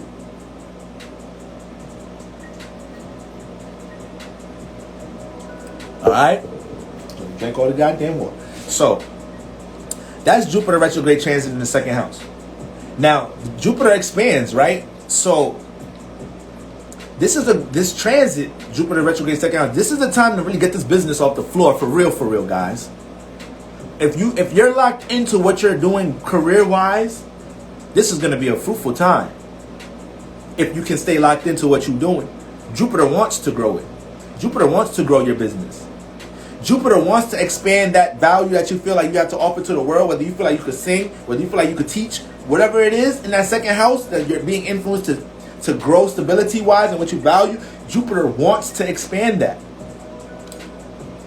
So the more time invested into that, the more you're able to see where you've made mistakes and errors with your business, okay? Or how you didn't take the time to exercise or to craft a certain creative attribute, or whatnot. Second house also deal with creativity, creative attributes. You're gonna realize, like, okay, damn, I've had this talent this whole time. I've had this talent this whole time, natural talent, and I have yet to put any time into it, any work into it. I have yet to do anything to connect it to the collective, okay? So that's huge with Jupiter retrograde transit in the second house, guys, okay? This live is going to be saved and posted on YouTube and on IGTV, okay? Yes, spiritual plug. That's a common theme with Jupiter foundation. What's causing yours to be faulty and how you can improve that shit, especially retrograde. Jupiter is doing that by default. We be blaming a lot of harsh-ass lessons on Saturn. We be blaming a lot of harsh lessons in Saturn. Jupiter be putting you through a lot of harsh shit too. Jupiter be putting you through some shit. Now, Jupiter puts you through some shit when you're not graduating. When you keep getting left back and you choose to fail the same lesson, you choose not to study for this test, you know you're about to get tested for this, and you feel me, you coming up pop quiz, you failing pop quizzes and shit. That's when Jupiter get tough, because now Jupiter's like, all right, I guess the lesson got to get a little harder for you to know I'm testing you. Like, so this is important to know the house you got Jupiter. It's important to know that. It's important to know the houses you got Pisces, Sagittarius, and Cancer, and you're experiencing a whole bunch in that house. Cancer, you're experiencing how to develop emotional intelligence in that house. Sagittarius, you're learning how to develop a moral system to express to others, your own motherfucking moral system, your own philosophies, wherever Sagittarius at. Pisces, you're developing understanding how to connect with the subconscious there, understanding the subconscious on all levels with wherever Pisces is at, all right? And dealing with your dreams and your fantasies where Pisces is at, and your imagination. So you're going through all type of experiences in them houses. But that's what we're dealing with in that second house. This is the great time to get that revision going with your business. This is a great time to reestablish what you value in your life. And Jupiter retrograde is gonna aid you in this. It's gonna aid you. It's gonna influence you to start understanding. Yo, if you start valuing this more, you value the fuck out of this. But if you just start valuing this more, you know how much you can grow. You know how much your business can grow. You know how much more stability and foundation you can have if you put more value and time into this. Jupiter in the second house. And the second house also kind of deal with time. It's an earth house. So that's what you got going on there. Third house. Third house deal with our familiar surroundings, local environment. Okay, it's about to be midnight. I don't want to be on this shit till midnight, alright? So I'm about to speed it up, y'all. Third house, local environment. Air house. Air house deal with relationships. This relationship house is dealing with our local environment, familiar environment, immediate siblings and friends, familiar friends. Alright? This house influences communication, how we learn to relate based off the environment we grew up in. Okay? So with Jupiter, you know, you have already been going through a bunch of experiences with Jupiter transiting this motherfucker with your friends. You've been getting more clarity about what type of friends you have. You've been deciphering the knowledge and wisdom that's different from you and your familiar friends. You've been noticing that shit. You've been seeing the wisdom gap with your friends, all right, these past couple of months with Jupiter already being in this house. Jupiter don't really like to be it. This is an opposite house for Jupiter. It's opposite from home. Jupiter's home in the 9th house. So when Jupiter's in the 3rd house, you're being influenced to look out past your horizons, to expand past what you familiar with. Key word with the 3rd house, familiarity. So Jupiter going retrograde here, a lot of replay scenarios is about to come back in motion with you understanding how you allow yourself to stay too familiar with your surroundings. How you allow yourself to stay too familiar or too comfortable with how you deal with some of your friends. Jupiter retrograde about to nip a lot of shit in the bud with your familiar friends right now. Okay? It's going to be a lot of things that you realize. Once again, if you ain't noticed it now in the past couple of months, you're going to notice the wisdom gap between you and your friends. And it's going to be all good. They're still your friends. You still love them, still care with them. But you're going to know, like, yo, our paths are kind of different. And I can't just hold myself back because we have this time invested in you. Bro, sis, you know, you can hit me whenever. You know, you call me whatever. But I kind of got shit going right now. All right? I kind of have to, you know, manage how I deal with my accessibility, my time, and how I relate to others. So Jupiter retrograde is the next 4 months is helping you put all that into perspective. Okay, how you deal with your familiar relationships and the things that's in your surroundings that you may have got comfortable with that's negative. That got to get weeded out. That got to get weeded out right now. Okay. Some of y'all live in a certain environment. Maybe it's a roommate. Maybe it's your family. It may be something in your environment that's playing out as a restriction, as a burden. Jupiter retrograde is not only going to show you how to transition out of this situation, but it's also going to develop the resilience for you to be able to deal with that shit and still get what the fuck you need to get done. All right? You know, Jupiter's going to bring that perspective. It's going to bring that higher, that, you know, bird's eye perspective way of looking at things. So this is going to be a time where you're going to be like, you're going to feel the influence to do the work in order to expand on what's familiar to you, expand on your familiar horizons, see more outside of your familiar horizons, and doing all the work and able to support that, okay? Jupiter retrograde in this motherfucker is also going to have y'all, feeling like y'all got to enlighten motherfuckers on certain shit. Actually, before Jupiter just being in this house, before it even went retrograde, a lot of y'all was being preachers and teachers this past couple of months. When it comes to y'all friends, y'all trying to put them on, y'all trying to just change their whole life with the word.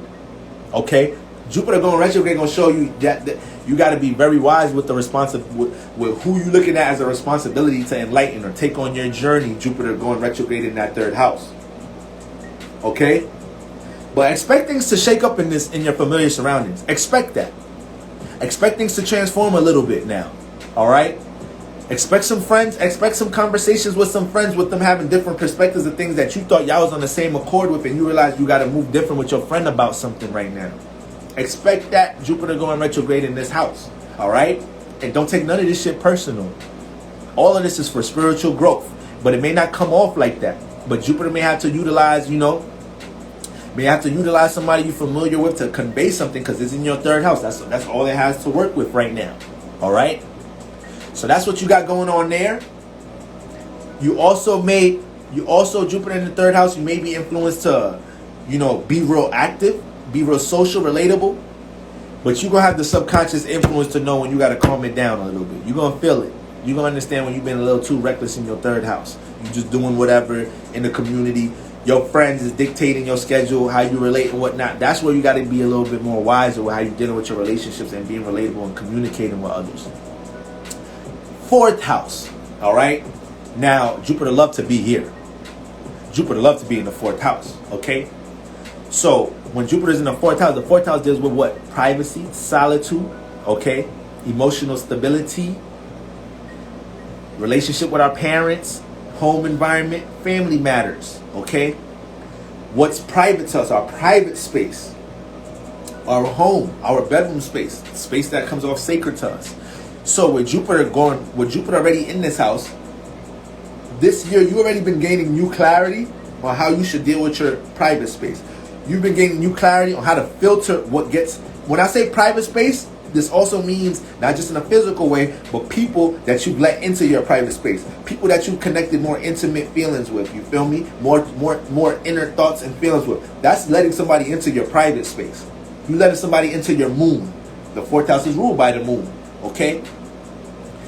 You see somebody's sun and rising all day, but once you start connecting to somebody's moon, that's showing you that this spirit is actually making an effort to connect with you. They reacting some more with some more inner thoughts, inner feelings about things. This spirit wants to connect some more. This spirit is picking up on an energy or vibration from you that is feeling open or vulnerable enough in order to let you get closer to the motherfucking softest thing that we have, which is our moon, which is our heart. Okay, so when we look at Jupiter transit in the fourth house, there's already been a lot of things that you realize that you need to get in order. Or you need to be more wise about how you let people into your private space, close to your emotions, within the home, share your inner thoughts and feelings with, okay? And there's been a whole bunch of things you've been learning within the home and family matters about your parents and family members that you've been putting in perspective this year. Now with Jupiter going retrograde, expect some situations with either your parents, family members, or people that you really care about. Keyword care, emotionally invested in, okay? Expect some of these situations to pop up, and you have to nip some of these things in the bud now with Jupiter going retrograde here, all right? Now, this is the thing, though. Jupiter loves to be in this house. It's exalted here. So you're gonna have a lot of clarity on what makes you comfortable, on what makes you feel like you have a peace of mind. These things are actually going to be more evident, okay? They've been more evident throughout the year, but when they're going retrograde, it's revision. It's homework time. So when you're doing homework, it's certain shit certain shit you picking up on that you ain't pick up on in class earlier today. All right? When you going back to revising your notes, you feel me? You studying shit for the motherfucking do now pop-up test tomorrow. Motherfucking state test, regent test tomorrow. So Jupiter retrograde go in this house.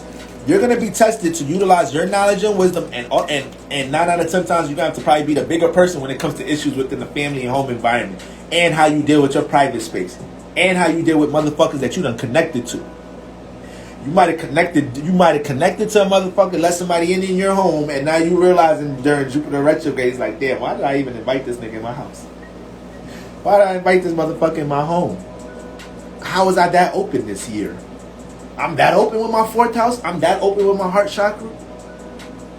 So now Jupiter, philosophy, morals, is new philosophies and morals to deal with how you deal with the emotions. This is why Cancers, especially Cancer moons, moon in the fourth house people develop emotional intelligence like this.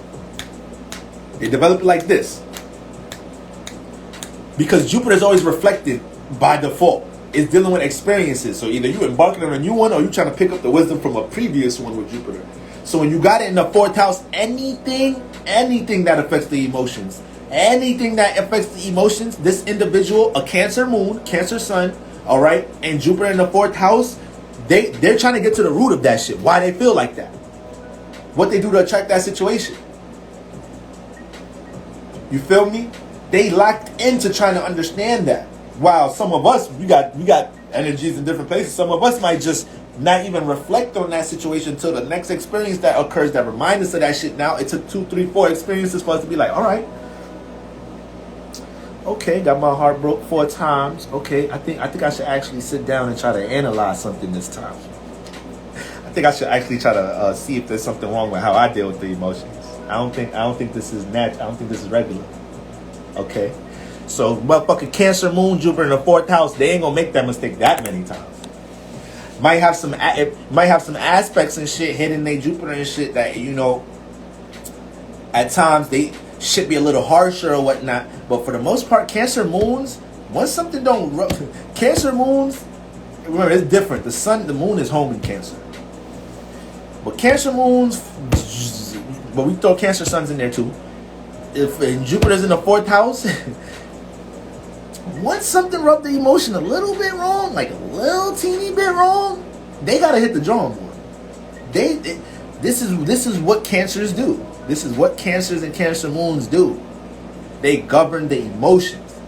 That is high priority for them. May not be for you, may not be for me. You feel me? And because I look at it like it's not high priority, I may deal with more lessons than the motherfucking Cancer moon. I'm a Capricorn moon. So I'm the opposite. I'm the motherfucking opposite. I be thinking I don't have emotions until a motherfucker break my heart. And then I'm like, oh shit, damn, I am like these motherfuckers. I thought I ain't had that shit. I'm just like these motherfuckers. Thought I could just be cold on a bitch. I thought I could just be cold on motherfuckers. This motherfucker broke my heart. I didn't even know my shit could be broke. I literally thought I didn't even have that body part. You feel me? So I done learned my lessons. I done had, what's the phrase? I done had a motherfucking taste of my own fucking medicine. You feel me? I done dated a Cancer moon. That shit right there is some shit. That should be a whole mother, because when you deal with your opposite sign, it's so much sexual attraction. When you're dealing with opposite signs, square signs, it's so much sexual attraction because it's friction. Sex is a friction. Sex is a friction, okay? It's a harmonious friction.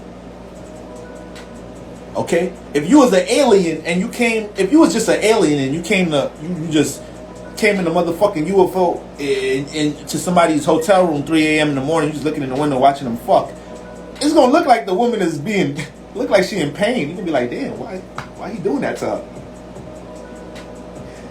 But how come they stopped and she just let him go right back to doing it though? Like that's what they like doing. They like the pain. Oh, the friction. Oh, the friction feel good. Oh, okay. Okay, I get it now. I don't know, these earthlings, they just do shit different here. But anyways, I get it now. So sex is a friction. It's a harmonious friction though. So you know, when we looking at you dating your opposite sign, that's why this shit be so fucking intense. For some of y'all that dealt with your opposite sign, especially if it's the opposite moon signs. Especially. So I done dealt with a Cancer moon sign and it was like, damn, I don't even know if I want to do this anymore because you just putting the fucking mirror in my face. And I don't like that shit.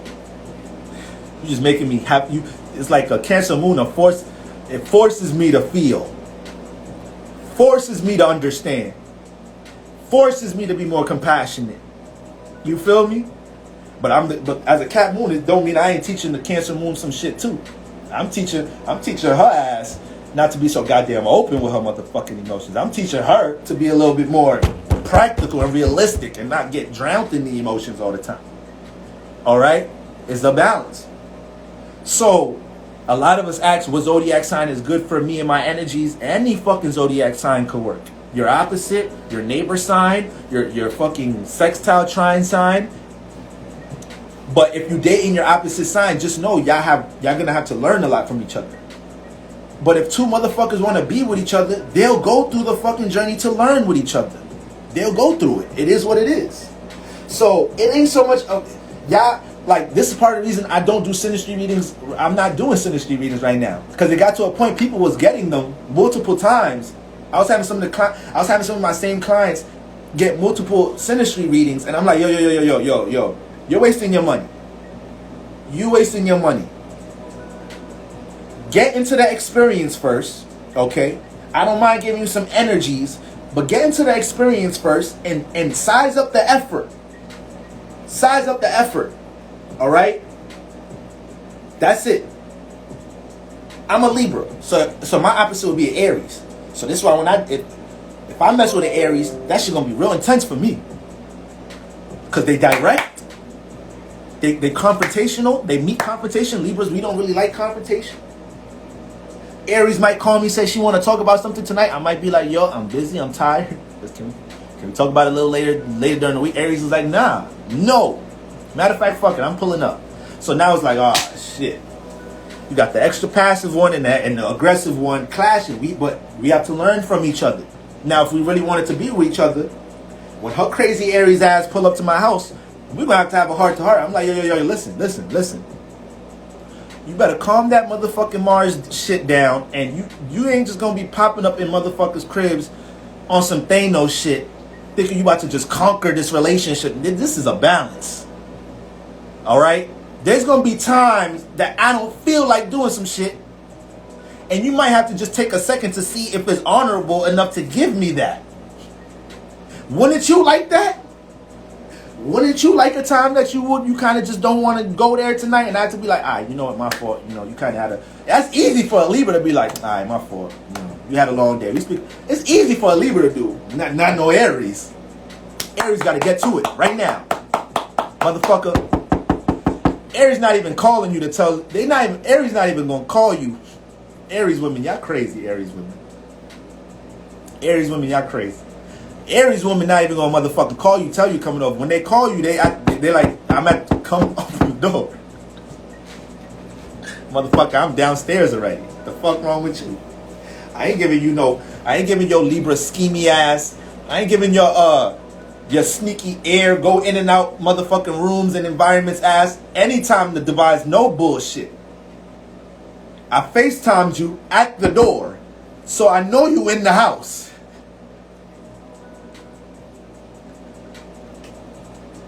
See, I'm toxic, y'all. I didn't have some experiences. So when we talk about zodiac signs, I could go all of them. Aries sun and moon will pull up at your crib and FaceTime you at the motherfucker. Listen. This real quick. I was in a toxic situation one time. Shorty FaceTime me. She live in New Jersey. I live in New York. Shorty FaceTime me 6 a.m. Like, yo, I'm on your block. Don't hang up. I'm like, what you mean don't hang up? Like, I'm on your block. Don't hang up. I already knew what I got caught for. I already knew. Like, I hung that shit up. I hung that motherfucker up. Let me delete these apps and these texts. Before she coming, before we have a fucking domestic case up in this motherfucker. I know she here because she found out I was on that app. God damn. That's why she didn't want me to hang up. Like, that motherfucker hang up. I knew you was deleting that shit. That's why I told your ass don't fucking hang up. That's why I didn't tell your ass I was coming. So I had to FaceTime you when I got on the block. Let me see your phone. Go to your recent apps. So yeah, Aries women, I have to brace myself. I see potential in the chick. She told me she an Aries. I'm like, alright. Do I really want to go down this road? Do I really want to learn from the opposite? Do I really want to take this lesson? I don't know. The past Aries lessons ain't go too well. It's too much for my Libra ass. Libras be some passive, not wanting to have that conversation, just brush shit over. Just be brushing shit over. Serious ass topic talking about we talk about it in the morning. Motherfucker, I just said I'm pregnant. The fuck wrong? Nigga said I'm tired. I told this nigga I'm pregnant. So yeah, Libras be wildin'. Libras be fucking wild. Alright. So yeah, Jupiter retrograde. Chill with the toxic shit this season, y'all. Chill out with the toxic shit. I don't admit I'm toxic to stay toxic. I admit that shit because that's the first step. Ain't that what they say in the motherfucking them alcohol shits and shit? The first step is admitting you got a motherfucking problem. Alright? Now stay your bitch ass to yourself before you heal. Spreading your toxicity everywhere. Alright? So, Jupiter retrograde in the 4th motherfucking house. It's time to get your motherfucking emotions back in order. Alright? It's time to understand what you've been connected to, what you emotionally invested in, that you've been connecting to unwisely. Alright? And these next 4 months, you about to understand that. You may feel like you need to change up the home right now. You may feel like motherfuckers can't come to your home right now. Because y'all fucking up the aura that I'm trying to set up in the home. You may have all different type of new influences on dealing with the house, your own household right now. Alright? Back up on the Aries is crazy. God damn. I've got Aries in the building. ASBW. I know you're an Aries. I know you're an Aries. You probably leaving comments like, yup. I know if I go up, do right by us and we won't trip. I just want to check your comments because I know you're Aries. Let me see what you were saying. We're gonna be at the door for sure. There goes your confirmation. There's your Aries right there. We're gonna be at the motherfucking door. Make it happen now. So shit. If you can't handle being direct and dealing with confrontational, double think fucking with the Aries, because they gonna hold you to that fire. Alright? They gonna hold you to that shit. They ain't got time for that shit. Alright? They don't got time. Especially when it comes to love and relationships. That's when they get extra serious. That's when they get extra serious. Aries. When love and feelings and emotions is involved. Because Aries can't feel like they lose. They don't like to lose. They need to be first place. They're like top 3 signs that do not like to feel like they got played. And you want to hope that you're dealing with an evolved Aries if you played them. Because an unevolved Aries won't have no strategy intact to how they react to that. It's going to be straight, raw Mars energy. And when that shit come to your door, when that shit FaceTime you at the door, you ain't going to want to open that motherfucker. And it ain't going to matter if you open the door or not. Mars going to find a way to get in the crib. You're going to have to leave the Aries woman going to be, you're going to have to leave the house, motherfucker, sooner or later. I took off tomorrow, so I took off tomorrow. It ain't that hot today. Shit. Just be outside looking at the window. You be talking to the homie like, motherfucker, this bitch is still outside. Bro, I called out of work because I'm scared to leave the house. And that was my last call out, so I might get fired too, but I really just sacrificed that motherfucker. I don't want to deal with this crazy ass heifer. So, y'all gotta be strong. Y'all gotta be strong this season. Alright, guys? So, Jupiter retrograde transit in the 4th house. That's what we dealing with, okay? It's a time to bring a higher philosophy with how you deal with this, guys. All jokes aside. All jokes aside. Guys, when we talk about transits, there's a reason Jupiter is transiting through this area of life. There's a reason the sun is transiting through a certain area of life. It's not just this is what you're supposed to be learning at this specific point in time in your life. This is the specific emphasis at this specific time and point in your life. So before shit already come into your house, you was already dealing with something in that house. You was already dealing with something in that 4th house. Y'all been already trying to understand your emotions this whole year. Motherfucking Pisces in the 4th house. What that make y'all? Sag risings. Sag risings, facts. Pisces. And the Sag risings, see, y'all Sag risings, this is the problem with y'all Sag risings. This is the problem with y'all Sag risings right here. Y'all seek so much adventure in your personal life. Y'all don't even have to naturally seek it. The shit come to y'all. Jupiter rule your 1st house, so y'all just end up going on so much. Y'all be experiencing in your 1st house that people don't even be believing. You like, nigga, that did not all happen today. You like, bro, I swear to God, bro. I swear to God that shit happened to me. Niggas don't even believe in what be happening in y'all personal life. So the thing is, with the Sagittarius rising, when it comes to Pisces in the 4th house, you know, it's hard to keep the Sagittarius energy in one place, let alone fire, but Sagittarius is mutable fire. So Sagittarius is probably the hardest fire sign to keep in one place. All right? So when you have Jupiter going retro, when you have Pisces in the 4th house as a Sagittarius rising, Pisces, y'all be having love in the home. Y'all be actually having love in the home. Yeah, it be some nurture in that motherfucker. It be some emotional support in that motherfucker. But y'all be wanting to go outside. Y'all be joining gangs and shit. Your gang members be like, be motherfuckers looking at y'all like, your home was actually good. Like, nigga, we had a fucked up home. You ain't have to be in this gang. Sagittarius rise be like, nah, fuck that shit, nigga. I want to be down. Fuck home. Fuck all that love and emotion, and all that emotional support from that motherfucker. I want a thrill in life. I want a fucking thrill. This is your Sagittariuses. Or what we call them, Sagittarius. That's what they be calling y'all. Sagittarius, sun and rising. Sagittarius moon is probably the most reckless though. Because that's who they truly are. That's who they truly are. That's what makes them feel comfortable. They don't like being in one place. Routine. They will quit a job that's dealing with the same routine, knowing they need the job. Sagittarius moons.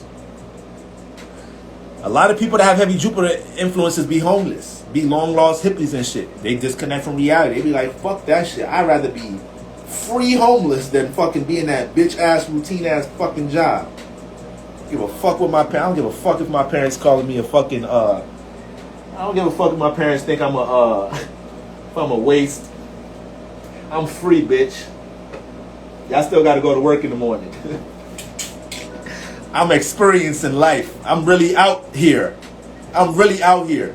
No crib. Fuck is you talking about? Y'all live in the box. Y'all some living in the box head ass niggas. I'm a Sagittarius. I'm a Pisces. I'm gonna be both sides. Pisces too. Pisces end up being some homeless motherfuckers too. Both of them Jupiter influence signs. Cancer not so much. Even though Cancer got the Jupiter influence, Cancers they come out the 4th house. So home, family, they already down. They really about building that shit. Cancer be looking at Sagittarius and Pisces be like, alright, yeah. I know I got that Jupiter influence too, but I want to build Jupiter in the home. Alright? So AKA I learned a lot in my life. I developed a lot of emotional intelligence in my life from analyzing situations in the home, analyzing my own emotions, and ultimately wanting to have a home and family environment of my own to pass my wisdom down in my lineage. That's how the Cancers look at it. So that's why the Cancers look at Sagittarius and Pisces like, y'all niggas going overboard. Y'all going overboard. Y'all be too detached from reality. A Pisces be spiritual as hell, not give a fuck about be homeless, and not give a fuck about none of this shit.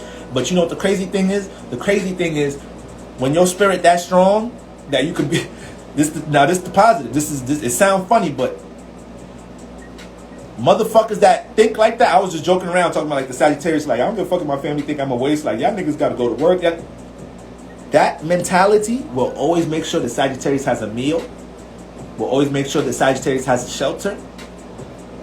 That mentality right there will keep the Sagittarius and the Pisces fed.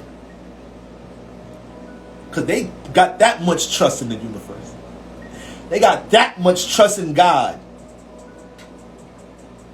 You feel me? So they'll just they'll manifest a lifestyle homeless but be good. You bump into your homeless son in the streets like, is that baby? Is that Jacob right there? You all sad and shit, and that nigga happy. He be like, oh shit, ma, dad, what's up with y'all? What y'all doing? Y'all on your way home from work? Yeah, I'm just digging in this dumpster, just making some lunch. Y'all good? Y'all straight? How's Uncle doing? Alright. It's nice seeing y'all motherfuckers. Okay? And I got Ma, you got a dollar? Yeah, you don't got no, y'all don't got. Alright, y'all got jobs and y'all can't give me I know y'all got jobs. Y'all don't got a dollar for me? So just because I'm homeless, so I can't. Y'all be giving money to church and everything, but my homeless, because I chose this my lifestyle. Y'all can't support me. Alright, fuck it. Let me finish making my motherfucking lunch out this motherfucking dumpster. The fuck wrong with y'all? Make a whole fire lunch out the dumpster. Find all type of shit niggas just threw in the dumpster. I was like, the nigga ain't finished eating this. There's a whole about 3 Chico. I got 3 Chico sticks, 1 Reese's cup, half a sub. It was wrapped up. It's still wrapped up. Half a sub. I'm good. That's that Jupiter Sagittarius. You got all that faith and belief, and you just manifesting shit. But we don't want to be long lost hippies though. Even though universe making sure you still eat, like we don't have to go that route, y'all. We don't have to go that route. That's why some of y'all got Pisces That's why some of y'all got Pisces, Sagittarius, North nodes. I mean, South nodes. That's why some of y'all got Pisces, Sagittarius, South nodes. Because y'all, that's what y'all was doing in y'all previous lifetime. Y'all was way too spiritual. Like, y'all was too spiritual. Like, damn, you don't care about reality at all? You don't care about stability? Nothing at all? You feel me? You got a Pisces South Node, Sagittarius South Node. You hear the you brought spirituality here. You ain't tapping into nothing. You tapped into spirit. You just picking it up this lifetime for a fact. For a fact, I know for a fact this ain't your first. You was on that shit previous. You was on that shit previous lifetime. I got a Sagittarius North Node. I got the North Node in Sagittarius. You feel me? So this was my lifetime to make that shit more of my reality. I gotta embrace this shit some more. I gotta embrace connecting this shit some more. Fire is expression, but Sagittarius ruled by Jupiter, so it's the expression of the knowledge and wisdom. That's the difference that separates Sagittarius from the other fire signs. It's the expression of knowledge and wisdom, my awareness. So it's like you got the North Node in Sagittarius. You gotta embrace that in this lifetime, connecting that. Sagittarius South nodes, you know, y'all brought that here. Y'all brought that here. So y'all need to tap into y'all Gemini North Node. And what y'all need to do is make sure that it's getting circulated. Because what I said, Gemini deals with what? Familiarity. Your familiar surroundings.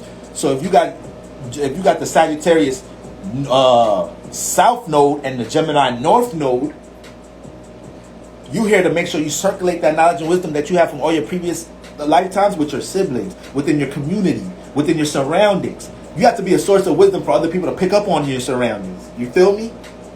So all my Sagittarius, Pisces, South Node, stay strong, because I know y'all motherfucking hate reality. I know y'all hate this motherfucker at times. Stay strong out this motherfucker. Keep embracing being the light and spreading that knowledge and wisdom. Okay? So, Jupiter retrograde transit in the 4th house. Jupiter retrograde transiting the 5th house. The 5th house is dealing with creative expression, artistic expression. This is the lighthouse, the spotlight house. This house gave birth to Leo. This house dealing with entertainment, creativity on all types of shapes and form. Childlike activity, okay? Youthful-like activity. But ultimately, I like to say this is the stage. This is the spotlight house. So, Jupiter going retrograde in this house, in the 5th house, it's time to see how you've been utilizing your creative attributes, okay? A lot of y'all sleeping on the things y'all creatively into. It's time for you to hit the drawing board and see what's about to be put in the spotlight these next couple of 4 months, and how you're going to be able to take this. There's something that you have some knowledge and wisdom about, or a creative attribute, okay, that needs to be put in the spotlight, or you need to revise how you put it in the spotlight, okay? You need to revise how you've been dealing with the spotlight and attention. You need to revise what you've been trying to gain attention for. Maybe there's something you've been trying to gain attention for, and you got to realize, like, okay, this way I'm doing it, like, it ain't nothing wrong about gaining attention for this, but the way I'm doing it wasn't the wisest way to do it. I was doing it too forceful. I wasn't investing time into what my creative attribute, or what is it I'm trying to gain attention for. Maybe a project you guys have, and y'all want that shit to gain some fucking light with Pisces in the 5th house. Motherfucking Scorpio risings.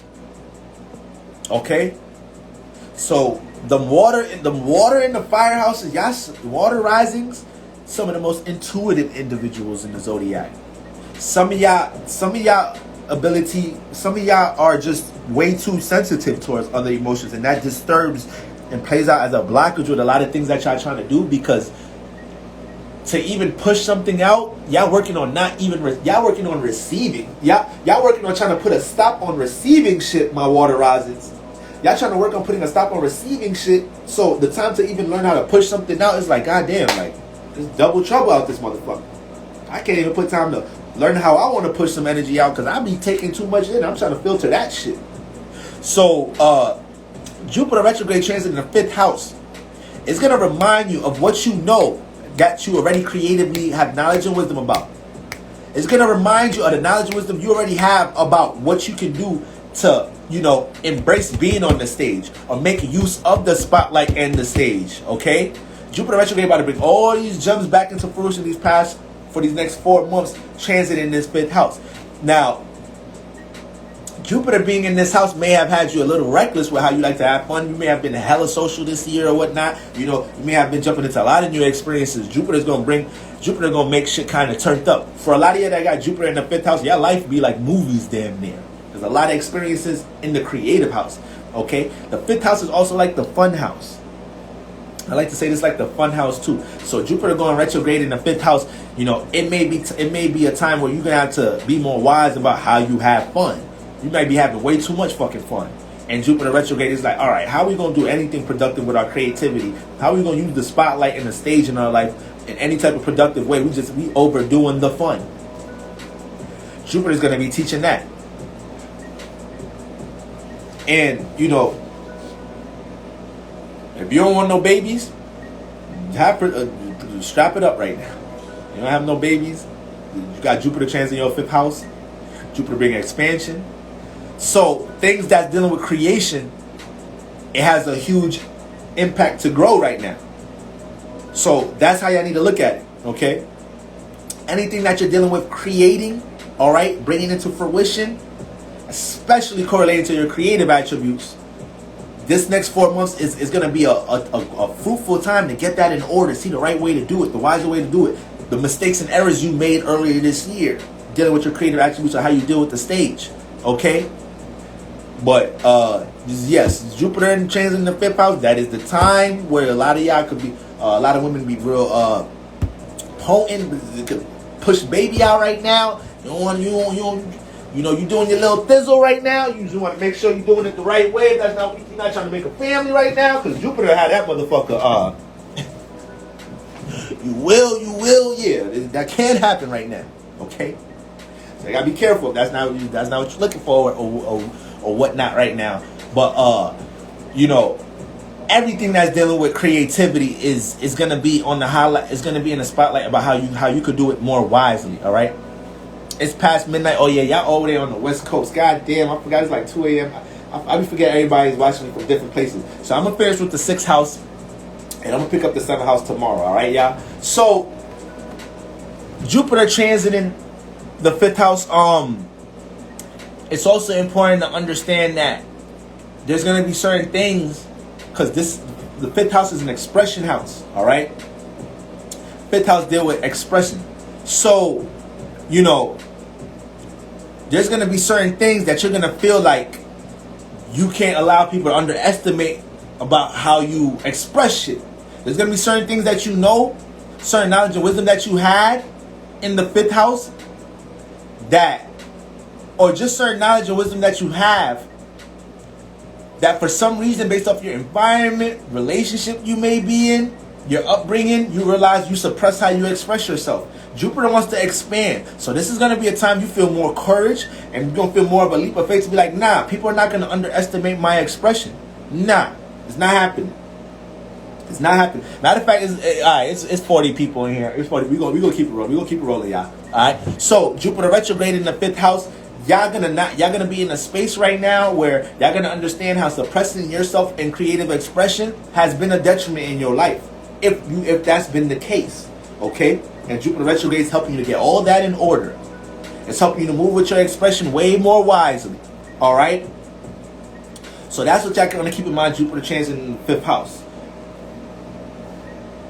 6th house, all right? 6th house deal with day-to-day regimen, scheduling, routine, the workplace, earth house, career, reality house, all right? So, Jupiter don't like to be in this house. It don't like to fucking be here. Jupiter deal with experiences, knowledge, and wisdom. So, all of y'all this whole year been dealing with situations where y'all had to be more wise about y'all schedule. It's been feeling like Jupiter been influencing you to, you feel me? The moments y'all have been too open with your schedule, not on top of it, with your schedule not as organized, shit got super chaotic this year with Jupiter transiting your 6th house right now. All right?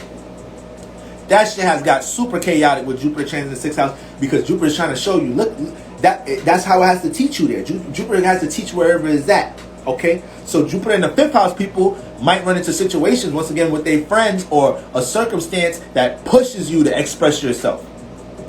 that you feel like your back is going to be against the wall, and that's the experience Jupiter is going to have to utilize for you to be like, all right, you see what happens when you express your knowledge and wisdom more? People can't front on you. You feel me?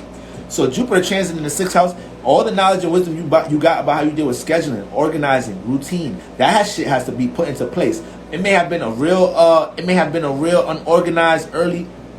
It may have been a real unorganized, or not even unorganized, but it may have been real difficult to get schedule and routine on point this year. Okay, and if it has, this is the great time to start getting back on track on how you do that shit. All right, especially right now. You know, y'all Jupiter transit in the 6 houses. You know, look, we about to go into summertime, right? We in summertime, right? It's the summer solstice. You feel me? It's the summer solstice. It's gonna be a lot going on this summer, y'all. It's a lot going on. Yeah, I hooped. There's gonna be a lot going on. So, Jupiter transit in the motherfucking 6th house. Guys, this is why y'all here right now, to understand that if y'all don't look at that schedule and routine like it's something that you need to put time into, you will manifest some chaotic shit this year. You're going to manifest some chaotic shit because, once again, Jupiter don't like to be here. So it's you're even more prone and more fault of dealing with some reckless shit because Jupiter don't like to be here. Be more dramatic almost. You got to look at it like that. These planets is like people, and these houses is worlds. So if a planet somewhere it don't really like to be, it got to do what it got to do, but it may do it with a little fit. All right? So Jupiter just made you get a little angrier here that your ass ain't listening or ain't placing time into your schedule and regimen.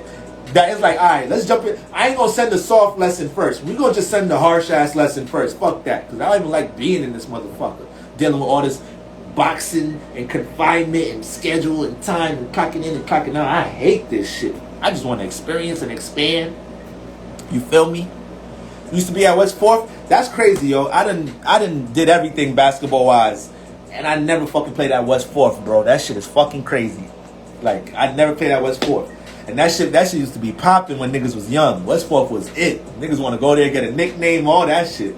But facts. So, Jupiter changing the 6th house, you have to be more wise with your schedule and regimen. You have to understand that at the workplace right now, niggas will try you at the workplace right now. You have to be more wise than the bigger man with how you deal with motherfuckers. And this is also going to be a time that if you have goals to transition into something else career-wise, and there's something else you want to work on, Jupiter in retrograde going to make the workplace it's going to feel more harsh right now. Because it's going to be like, motherfucker, can we start putting more time into working on this? Can we start putting more time into our YouTube? And can we start putting more time into this business so we don't have to be in this motherfucker? All right? You went to Nova with Penne? Oh, now we gotta chop it up after that. You hooped at Nova, bro? You fuck with C Fish? I played with C Fish. Me and C Fish played for the same AAU team. I played for Lightning. C Fish played for Lightning. But we talk about all that basketball shit later. So the 6th house, Jupiter said, yes, let's switch it up. Facts. So this is where this is gonna be a fruitful time. This is where it's going to be a fruitful time, guys, because if you want to make the 6th house is not just the workplace, but it's what you're working on, guys. We cannot just condense it to the physical manifestation. So the workplace, your job, would be the physical manifestation in reality of the 6th house, because it's something that you do in a day-to-day regimen. This is why, day-to-day routine. This is why diet falls into the 6th house. Diet, regimen, health, fitness. This is all day-to-day shit. This is all routine shit. But anything that you're working on consistently, that's 6th house shit. So depending on what planets and signs you have in your 6th house, that'll show me how you work on your shit. If you got Jupiter and Pisces in that shit, I know you ain't working on that shit realistically, but I know what you're working on is some creative shit though. You just need a nigga like me, some heavy earth motherfucker, or somebody else with a strong 6th house to be like, okay, now that shit is $1 million idea. But you need more tact and strategy with how you get that off. Let's get you an LLC, okay? Let's get you that's you feel me? If you got fucking Saturn and if you part of the Saturn and Virgo generation, you got I'm not even gonna beast with Virgo. That's a cheat code. If you got fucking Taurus in the 6th house or some shit, you feel me? And Mercury in Taurus, Oh, then I know you get busy with your schedule and routine. Then I know you're very practical about your business, about your schedule and routine. You're very detail oriented to the part that you know how to filter what's fucking up your routine like this. Okay? Mercury in the 6th house, motherfucker. Y'all don't play Mercury in the 6th. Mercury and Virgo in the 6th house. Y'all human computers. And y'all ability to process information is so crazy. It's like, y'all end up manifesting motherfuckers that just call y'all for shit they could Google. That's how crazy y'all mind work. People call y'all when they could really Google some shit. Be like, yo, bro, what's that shit you said about Bitcoin and all that shit the other day? I was watching this video, but this nigga was taking too long to get to the point, so I just figured I'd call your black ass, your smart black head ass Mercury in the 6th house, Mercury and Virgo head ass. Got some knowledge and wisdom from you on crypto. Alright? So overall, that 6th house gonna show you how you working on something. And Jupiter retrograde in that 6th house is gonna be, you're gonna see how you was working on things unwisely. If you one of them that you got Pisces and Aquarius in this house. Aquarius ruled by Saturn, so you deal with the 6th house with reality at least. You got Saturn ruling your 6th house here. Okay? Some of y'all might have Aquarius and Pisces in this house, so that Pisces be throwing shit off a little bit, time for reality, but it be giving the creative influence. It be reminding your ass, like, I know you may not be seeing shit grow right now, but just have more faith and belief. That's what Pisces kick in that house. That's the good part about Pisces in that house. It's gonna bring some faith and belief when shit looked like it wasn't going the best. Alright? So Jupiter retrograde about to help y'all learn how to transition in the workplace right now. It's gonna help y'all learn how to work on something more efficiently right now. Okay? But you're gonna see the mistakes you've been making with Jupiter in this house, because Jupiter is gonna make mistakes in this house. You made mistakes this house with your schedule and routine and shit with the workplace and business. You made the mistakes already this year.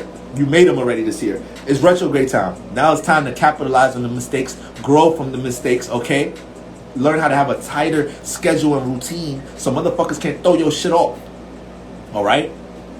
But this is a very important time. Y'all can't just be, for y'all specifically, Jupiter retrograde changes the 6th house. Y'all cannot just do whatever without priorities not being taken care of first. Y'all some of the ones that'll learn quick with that lesson. You think you could just do this, that, and the third, and you had this to-do list and you ain't checking none of that shit off this week. Alright, we're gonna make sure that party is not a good experience on Saturday. We're gonna make sure your Uber driver gonna get you there hella late. Somebody gonna spill some shit on your dress. Yeah, I think universe don't be working like that. You just don't ever underestimate God and universe. That's the last thing you ever want to do. Because how many times have y'all been in a situation that was so crazy? How many times y'all been in a situation that was so crazy that y'all just go to bed, and y'all be laughing like wow, like life really fucking around with me, at that very moment you really understand that you know for a fact, like, ain't nothing random. You know for a fact everything was for a reason. You know for a fact that whole roller coaster you just been through that week, that month, that day, you was stressing 24/7 and you just laid in bed and you just start laughing like, you know what, universe, you funny. The universe is really funny. But this is my fault. This is my fucking fault. Because I wanted to be a hoe this summer. I wanted to go hoe, and I ain't taking care of a damn thing. I ain't take care of a goddamn thing on my to-do list. I was supposed to be working on my business this morning. I was supposed to hit the gym. I said I was going to start fasting and detoxing last week. That's another thing. Jupiter retrograde in the 6th house. Y'all can't be, if you haven't been taking care of yourself the way you should be, you may manifest something that you don't want to fucking deal with right now. Alright? I don't need to see any of my soul group members in no fucking ERs, none of that. I don't need to see y'all stuck in bed. I don't need to see none of that shit. I don't want to see it, hear it, or feel it. I want y'all staying lively. So guys, please, take your regimen, take your diet, okay? You notice an issue with your body during this time, Jupiter transit in the 6th house, that ain't nothing to look at lackadaisical. Skin breaking out, hair falling out, something going on with your body you never really peeped before. That might be Jupiter retrograde saying, take your ass to the doctor. Motherfucker, fast, detox. I'm making your skin break out some more, or I'm making you feel hella fatigued right now, so you could think like, okay, I have to change something. This is not just random, or like I have to really take care of myself some more. Jupiter will manifest shit like that in that house.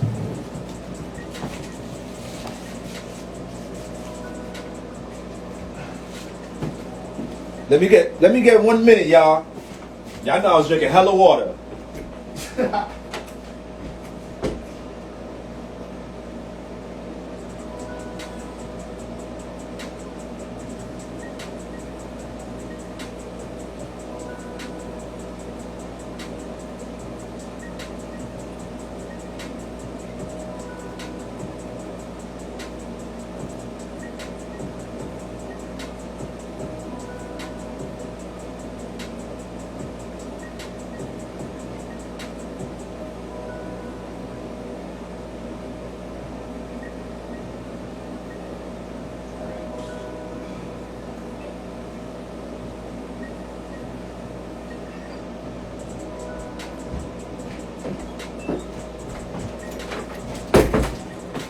Alright.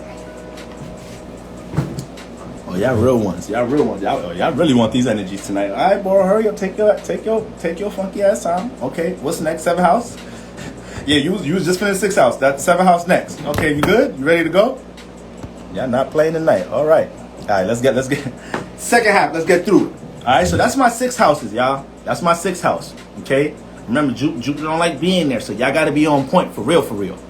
My heart being fast, but the doctor says there's nothing wrong. Send me home to meditate. And look, family, I gotta start breaking down more health and astrology too. But a lot of the times when you have something wrong with your body, and doctors can't do nothing about that, either you developed it from energy, either you developed it from a negative vibration or a certain frequency vibration that you was in that ended up turning into an illness, or you're dealing with something only you can spiritually heal. Whenever y'all go to a fucking doctor, medical system, whatever, and that's how y'all have to view that shit, you're gonna waste your time trying to get more of a solution from them. Universe needs you to do some internal healing. It's really probably an energy disease. Part of the pharmaceutical industry, all the programs we're under, you know, we have fucking health classes and bitch ass, fake ass health class. I motherfucking hate health class in school. That shit is weak as hell.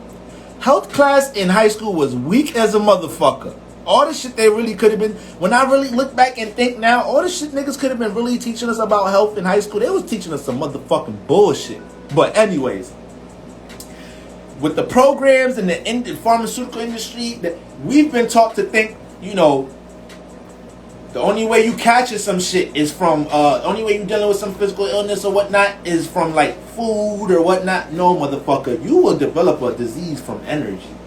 You think your depression can't turn into something physical? You think your negative way of thinking about life can't turn into something physical in your body? The ancients knew this. People in past civilizations understood this. This is why it's so important to keep your vibe in a certain energy. One of my favorite books, once again, As a Man Thinketh. I think it's the first chapter in the book. I think it's the first fucking chapter in the book. Motherfuckers say, I always forget the author name. James Allen. There's a line in the book that says, the quality of your thoughts will wear on your fucking face.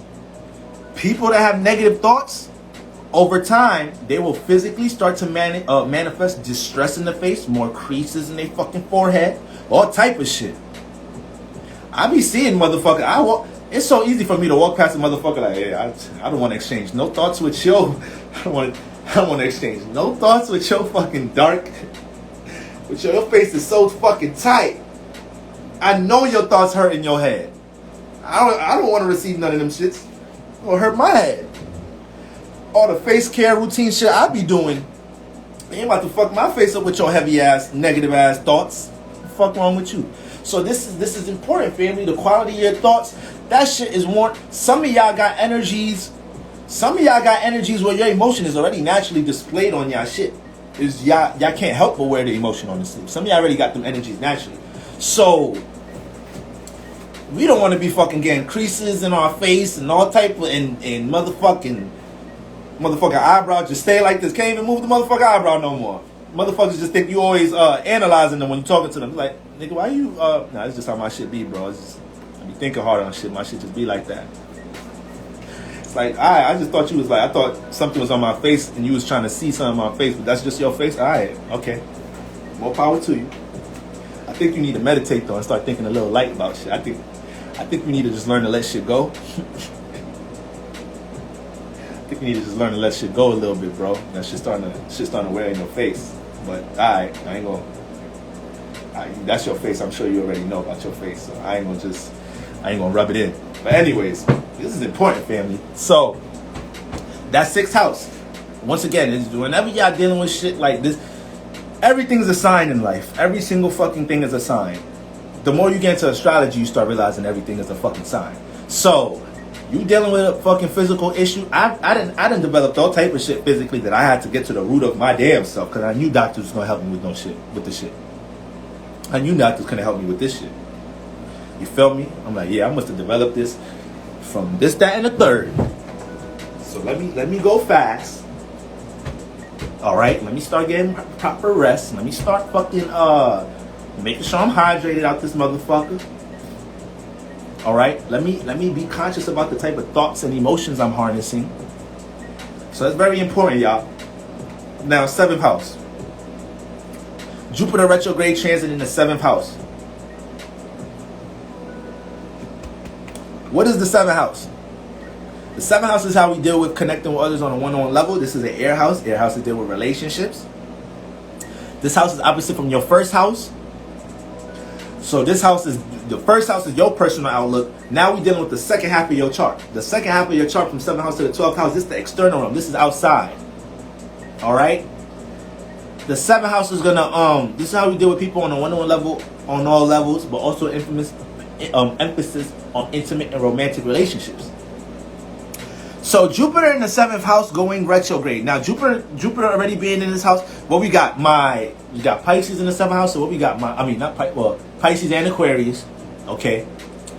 Once again, Saturn's not going to be in Pisces until Jupiter's not going to be back in Aquarius until like July 28th or some shit. So with Jupiter going retrograde in the 7th, with Jupiter already being in this house, you guys already been experiencing. First of all, you got Pisces in the 7th house, so your whole fucking relationships, you could write a book. Pisces in the 7th house, you could write a book. You could write a whole motherfucking script and film based off of one relationship in your life, because it's already Jupiter influence in the 7th house. Or if you have Aquarius here, okay. Once again, both energies, we know we're dealing with the shift of them. But if you have the Jupiter retrograde transit in the 7th house, it's already most likely been in here, and you already been dealing with energies coming into the year where there's things you've been thinking about your relationships that's way different from 2020. Just in 2021 with Jupiter in your 7th house, you have a whole new perspective of relationships with Jupiter retrograde transit in this motherfucking 7th house. 9 out of 10 times you experience something this year. You may have started talking to somebody new this year for real, and it was a whole new experience, and it showed you more about how you connect with others. You probably started learning more this year about, how you interact with others and whatnot. You may have just really attracted a whole new experience here connecting with somebody. It may still be going on. It may be something that fell off a little bit right now. It's kind of iffy thing, is in the air thing right now, but Jupiter done brought an experience into that motherfucker this year. Somebody new is in your life. You dealt with some type of new dating circumstance with Jupiter here. You went on some type of new adventure with Jupiter here. So now, with Jupiter going retrograde, when we look at these experiences in your dating life or connecting with others on a one-on-one level in the external realm, this is time, these next 4 months, this is the time for you to be in revision mode with you being able to analyze yourself to see how you may have did things unwisely with how you connected with others. You got to be open to learn right now from, let's say you was fucking around with somebody earlier this year. Jupiter came into your seventh house. The motherfucker just came into your life out of nowhere. A lot of potential. Y'all just started clicking. Y'all click tight, whatever. Y'all just built a connection. You ain't see this shit coming nowhere. Then whatever happened. You feel me? Whatever happened, either it fell off, something happened. Retrograde is gonna probably have a huge emphasis on you understanding where you may have went wrong in this situation. So you might have to learn about yourself right now in relationships. You might really have to look in the mirror with Jupiter going retrograde and somehow to understand, like, damn, I didn't listen. Or, I was too emotionally unreserved. Okay? Whatever it is, Jupiter's about to put the light on what is it that may have made that relationship go left, whether it's something you did, and it's also about to put a light on, why you may attract certain relationships. Sometimes we don't understand why we attract the relationships we do until it gets to a point that, we get invested in really doing shadow work and start understanding why we attract certain relationships. Jupiter in retrograde is about to put the spotlight on that shit. You about to understand why you attract certain relationships. You about to understand why your relationships take left turns at times, And the more you're able to, take that for what it is, do the work, all right? Honor and respect what is it that you want in a relationship. Because you got Aquarius here. You got Pisces and Aquarius here, or let's say you just got Aquarius here right now, Jupiter going retrograde or whatnot. Jupiter, like I said, you got Pisces here. So for a lot of y'all that's saying y'all got Jupiter transit here, y'all most likely motherfucking Virgo risings. So with Pisces in the 7th house, it's already like your personality could already be a little too, you could kind of overthink a little bit too much with your relationships, period. And then sometimes with Pisces in the 7th house, it's like your relationships be taking you to, because Pisces still deal with like your imagination. So some of y'all, the Virgo risings, deal with relationships that you deal with somebody and they really plug you out this reality. They really bring you, they provide experiences you've never been on before. And them experiences could be the very things that have you just stuck in la la land. So right now, this is going to be a time for you to understand, like, damn, I was in la la land with this motherfucker. I was in la la land with this relationship. And it's going to bring all type of inner growth for you to understand what gems to take away from this relationship, so you could be better in your next relationship. So we don't have to deal with these mistakes that you may have pushed out in your relationships. So basically looking at outside relationships to bring it back to the root, which is self. How does your relationship with self play out outside of you? Boom. Boom. Right there. The 7th house overall is opposite from your 1st house. So your relationships, this is why it don't matter if you don't have a twin flame, soulmate, karmic like relationship in this lifetime. By default, any relationships you deal with, all your relationships, friendships, they're going to teach you about yourself, because you got a 7th house opposite from your 1st house. So our relationships is always going to teach us about ourselves. It's always going to put a mirror on ourselves. All right? There may be some things right now, Jupiter retrograde in the 7th house. All right? These motherfuckers, there may be somebody that you used to fuck with heavy come back around right now. And they are the very person that you should be restricted. They're the very person you need to place some boundaries on. Because they ain't going to help you. They're not helping you grow relationship-wise. They actually a roadblock from you getting to a more harmonious relationship. And it could come with a temptation. It could come with a temptation because you got Pisces here. So Virgo risings, people will play on your temptations in your relationships. People will try to manipulate y'all with sex. Manipulate y'all with substances. Keep you in la la land. Keep you high. Virgo risings. With Pisces in the motherfucking 7th house. So Jupiter retrograde is about to nip all that shit in the bud right now. Jupiter retrograde is like, no. We good. We about to gain some gems. We got to reflect on our previous relationships. All right. These next 4 months, we gonna move accordingly with others. To make sure people know I'm not too fucking accessible. I'm gonna be real direct with others. Be more realistic with how I deal with others based off of what I've already experienced in my relationships. Because the more I set that precedent, the more I get closer to a more harmonious relationship for me. But if I don't put these philosophies, these morals, these ethics, Jupiter into place in my 7th house, I'm gonna keep going through these fucking experiences. I'm gonna keep attracting motherfuckers that that look like they got so much potential, this motherfucker's a demon. It's an attractive devil. Virgo risings, y'all be attracted to some attractive devils with that Pisces in the 7th house. Relationships just be pulling all type of emotion. Earth rise, I'm an Earth rising too. So I know how that shit is. Earth risings, this is why we gonna get called out, Earth risings. We're gonna get fucking called out. Because we got water in the 7th house. So we're gonna meet a motherfucker that's like, oh, so you think you could be in a relationship and not feel? Okay. Alright. I see I'm gonna have to cheat this one. So you think you could be in a relationship and not understand.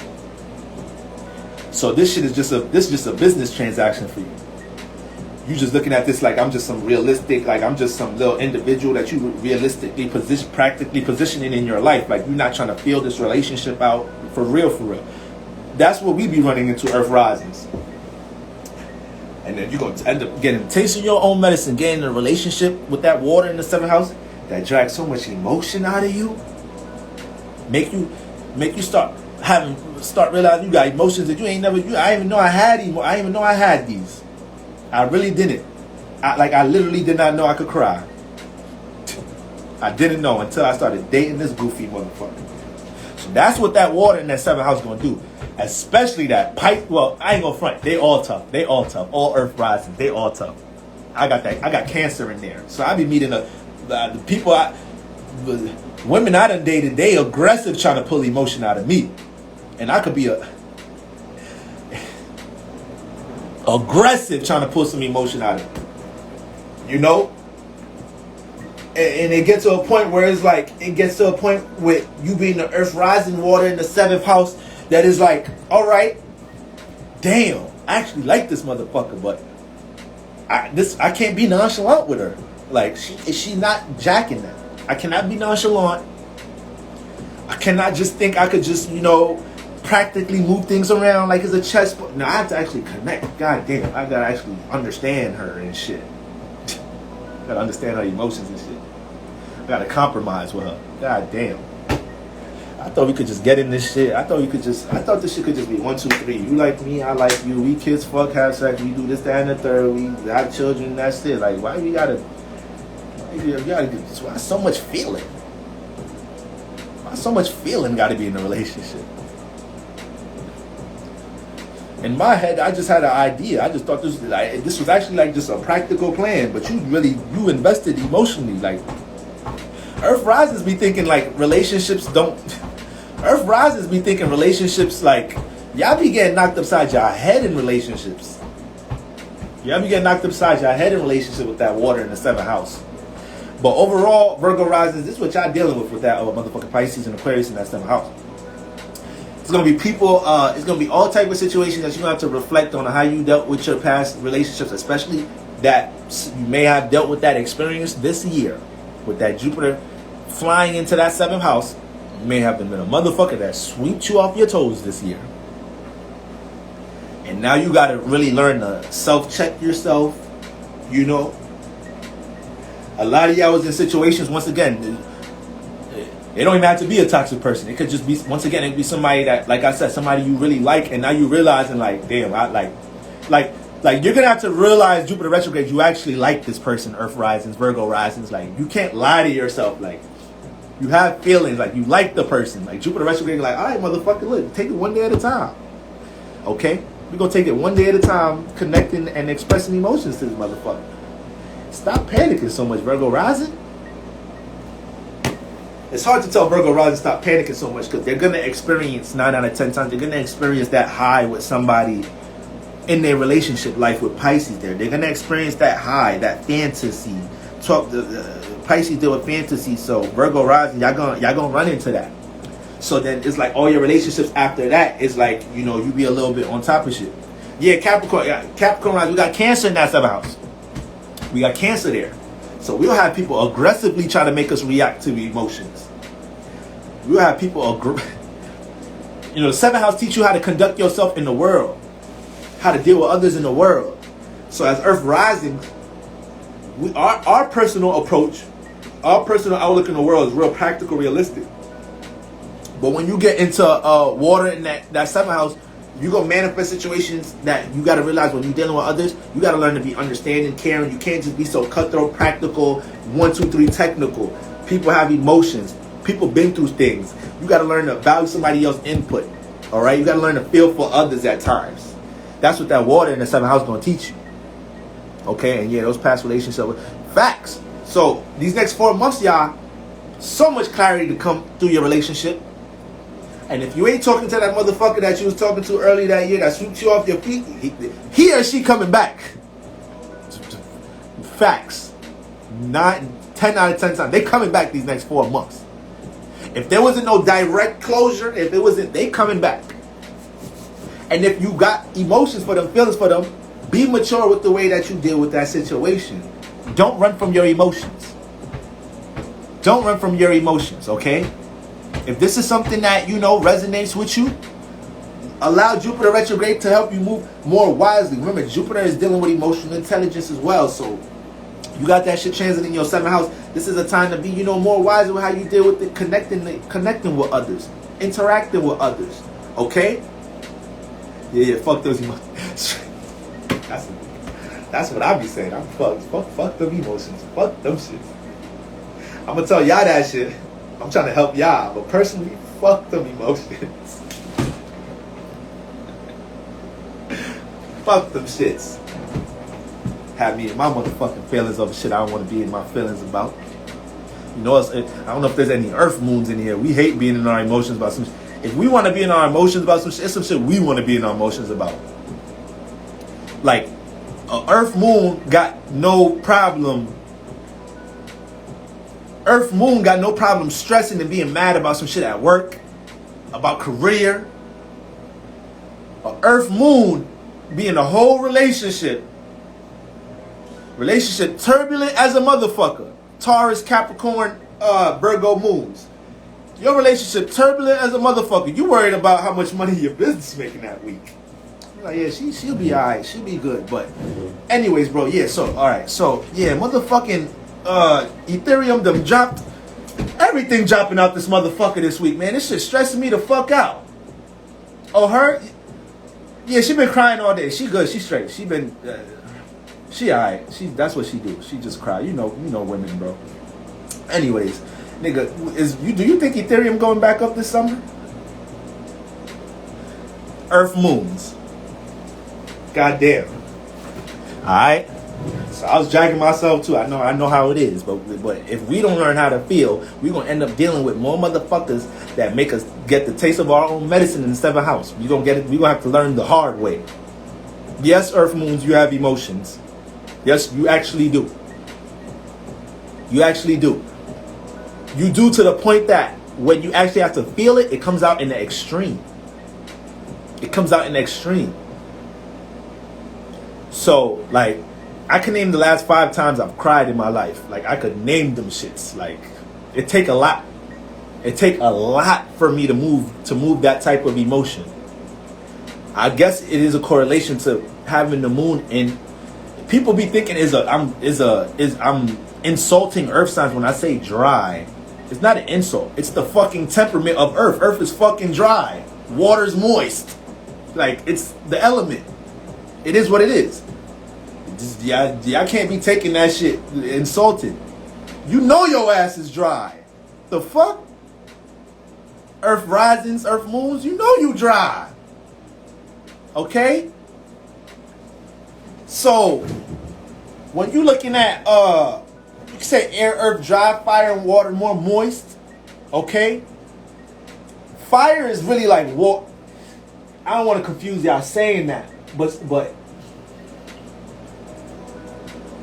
fire is like a different form of water. That shit, I don't want to confuse y'all, but like, once again, fire is not really from here. Fire is the one element that's not really from here. All right? So, like, you can go, you can see rain, you could go see rivers, oceans, you can see air, you can see wind, you can see motherfucking blizzards, and you can see precipitation when it's cold outside. You could blow the shit out, the steam. You could see earth, motherfucking trees, plants, all of that shit growing. Where are you just gonna go and see fire?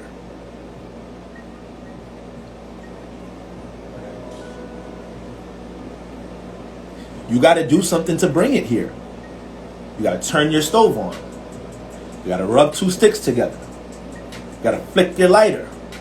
So we gotta do something to summon fire here.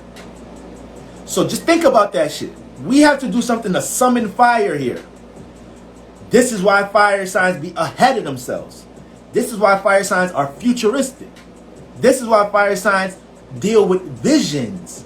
So you look at them like they're unrealistic, but you don't know how they could perceive and see things. It just comes off unrealistic until they actually manifested something in reality from their vision. Now they all creative, right?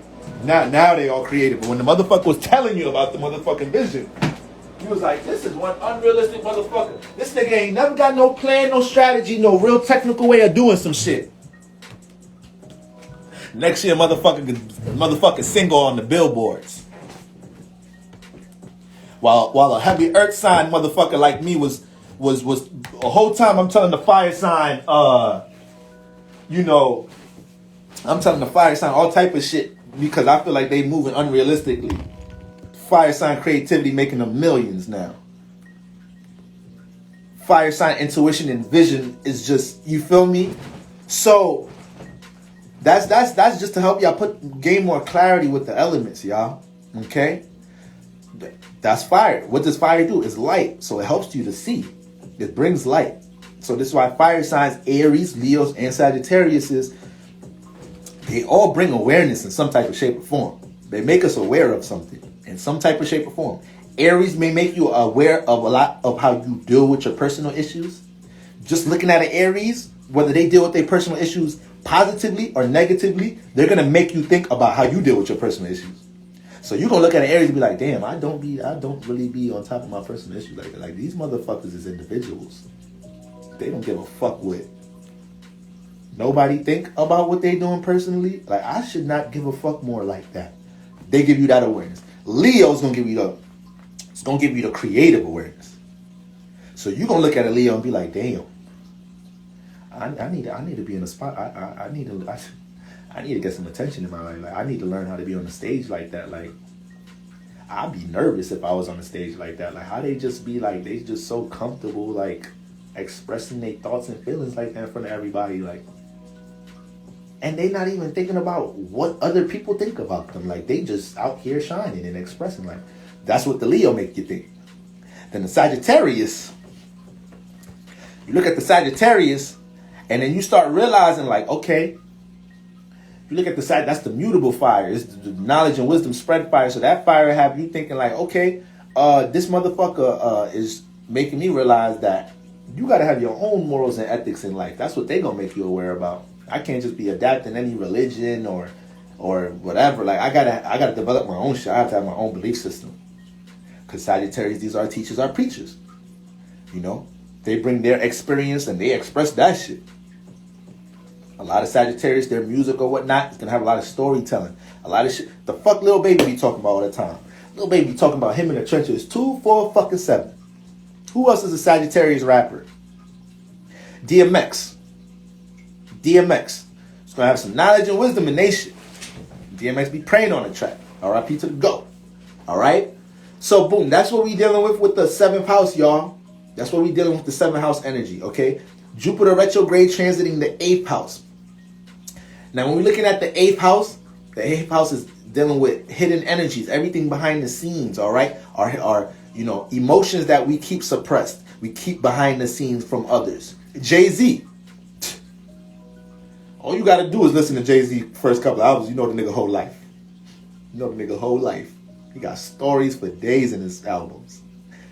For days. Best storyteller, Saggies. All right?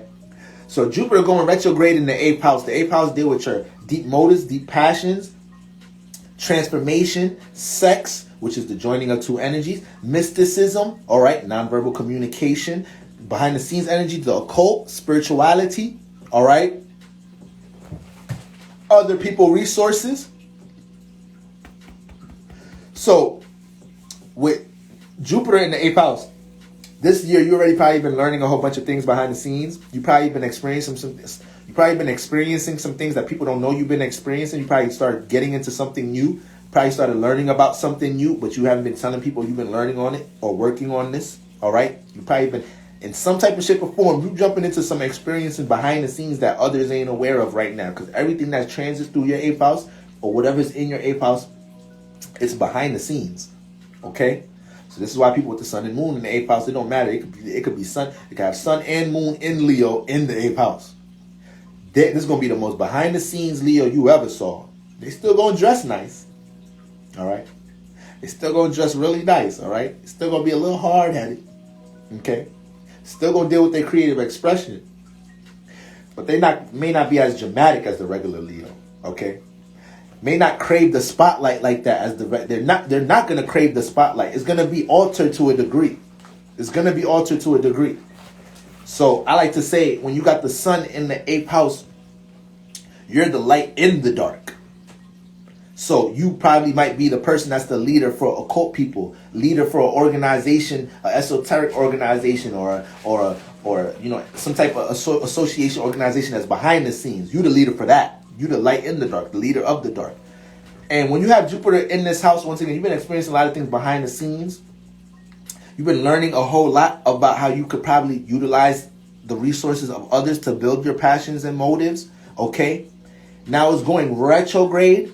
So this is the thing. When we got a retrograde Jupiter in the 8th house, you guys got to be real spiritually strong right now. Jupiter going retrograde in the 8th house. It's going to probably be some desires and some negative bad habits that you may have conquered or you still you're dealing with at the moment, and they're going to come full force. And Jupiter retrograde is trying to nip them shits in the bud these next couple of 4 months. So either you're dealing with some heavy desires, negative desires, some negative bad habits, and you got to learn to overcome those right now. All right. Whether you have to learn from other people how they did it, because Jupiter is going to be forcing you to learn about anything that you're having issues with, or it's going to be showing you, what to pay attention to. All right, where the solution is at. But if you're not, if it's something you feel me, put behind you, or let's say you had a desire for a certain person. Let's say you had a real lusty desire for a certain person, because the 8th house, we dealing with desires. This motherfucker will come back to play on your desires right now. And you have to be wise, Jupiter. You have to be wise, okay? Don't let people play on your desires. Be careful of temptations in the 8th house. When it comes to your true motives and passions, roll with the gut instinct of what you know you could do to help these deep motives and passions come up to the surface right now. Jupiter wants to expand. So you may have some motives, some deep passions about things, but we don't know about that. It's strong. You got a strong ass passion and motive about something, but it's behind the scenes. It's still hidden right now, and you're trying to see how to connect it to others. Jupiter retrograde about to shine some light on how you could bring that shit up to the surface. So a lot of things that y'all is creatively invested in. The 8th house deal with creativity too. All the water houses deal with creativity, but the 8th house, there's gonna be a lot of things that y'all probably wanted to push out to the surface. And you may have had, you may have been trying to figure out how to do it, or you've been studying, understanding how to do it, or you have been doing it. Jupiter retrograde about to help you see all the mistakes and errors of how to, move with it more efficiently. Get this energy, this motive, this passion, this creative attribute that's behind the scenes, or this knowledge and wisdom. This people with heavy 8th house energy, they're going to deal with spirituality and mystic energy. How to get this to the surface. How to connect this to others some more. All right, so you got that. Then you got once again, you got shared resources here. So Jupiter retrograde gonna put an eye on who is it you could collab with, work with to help get things out the certain. No, I'm about to go into the 9th house right now. So that's what you're dealing with the 8th house. You're gonna be able to pinpoint who's in your circle that comes with a certain form of support for you to help expand on that motive or passion. But once again, Jupiter's testing and challenging. So when it comes to your desires and motives, Jupiter's on your ass in that 8th house. And it's also here to provide so much wisdom about things going on behind the scenes. You may have somebody put you on how to get money right now behind the scenes. Some shit that you ain't know shit about and don't nobody else know about. But they came to you right now. That probably already happened to y'all this year. Okay? Y'all picked up on a new resource or some shit. Niggas still don't know you making money from that shit right now. You feel me? And then during this retrograde, you using this period to help you revise how you doing it. You sizing up if you still should be doing it right now. You feel me? If you overdoing it, like, I already made this much money from it. I'm good. I'm good right now. I don't need to overdo it. I could take this and invest into my real dream right now. Like, let me not overdo it here. A lot of that type of energy, you feel me? And that could be whatever. It's behind the scenes shit, okay? We can keep that behind the scenes. That we don't need to know that part. We want to know your passions and motives. We don't need to know all the other dark shit you're doing to get $1, all right? Okay? But, the 8th house, huge theme on transformation. Huge emphasis on transformation in this house. So expect Jupiter to push you to transform certain things in this house. And that you're gonna know that because you're gonna feel it. You're gonna feel it. You might feel drained from something, and then you have to transform what's draining you. That's gonna be one of the number one things. Something might make you feel drained. All right. 8th house deal with sexual desires, root chakra energy, Mars, Pluto energy. So if you're too lost into that right now, you're going to be one of the first vessels to be open to somebody taking advantage of that right now, or that being what transforms you. Jupiter will use a sexual encounter right now that transforms you because you wasn't doing something wisely. It's not the time to have unprotected sex with Jupiter going fucking retrograde and able to just have unprotected sex with anybody at that. Like, shit, at least it's somebody you dating for a minute. Well, that's your girl, that's your whatever, like, that's your partner. You feel me? Y'all doing what y'all do. Y'all got a trust factor. But you just going around having unprotected sex, doing whatever with anybody right now. Jupiter retrograde in your 8th house. Does that sound wise? Moving with your desires? Does that sound like a wise thing? Dealing with your root chakra energy right now? Yeah, hell the fuck no. And Jupiter will transform. You will run into a transformative ass situation right now.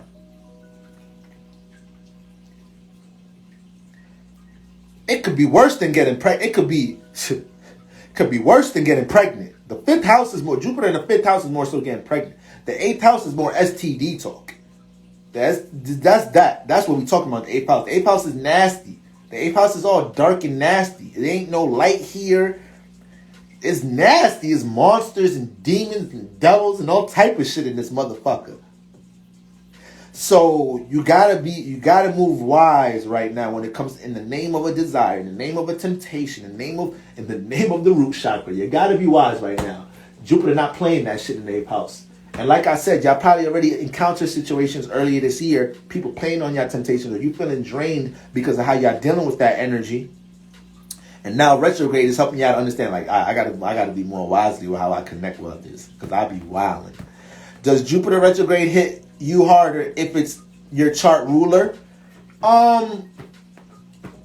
Yes, to a degree, yes. Because, all right, if Jupiter's already to a degree, yes, but it also could be why you have the upper hand. It's a polarity to everything, guys. So you already understand natural Jupiter energy. You already deal with knowledge, wisdom, being open-minded. All right, your whole chart, Jupiter being your chart ruler, you're already experiencing so much in your personal life, learning so much in your personal life, probably a natural student, naturally into spirituality. You don't even look at it like a spirituality. You just look at it as life. Like, what you mean? Like crystals and astrology? What? That's regular life. So when it's your chart ruler, it's like ×2 if you know better. You should know better. Because you already deal with Jupiter energy. You already deal with it. Okay? But because that's your ruler, because that energy governs your 1st house, okay? As much as you are experienced with that energy is as quick as you're held to the fucking fire because you know better. So you're prone to get transformed quick because you already know better. Okay? It's like Geminis and Virgos every time Mercury go retrograde. We supposed to be going to Geminis and Virgos for help. This y'all natural energy. Y'all supposed to be teaching us how to think more properly. All right? Be more detail oriented in these times. So if y'all moving willy-nilly, we all fucked up. We all fucked up right now. So yes, Jupiter is in Sagittarius. Y'all leading the way right now. How do you find out what year you're in? Well, I don't like the way I don't really categorize years for real. I take transits as they go. I take transits as they go. Now we can get into numerology. That's different. We got different numerology years. Okay.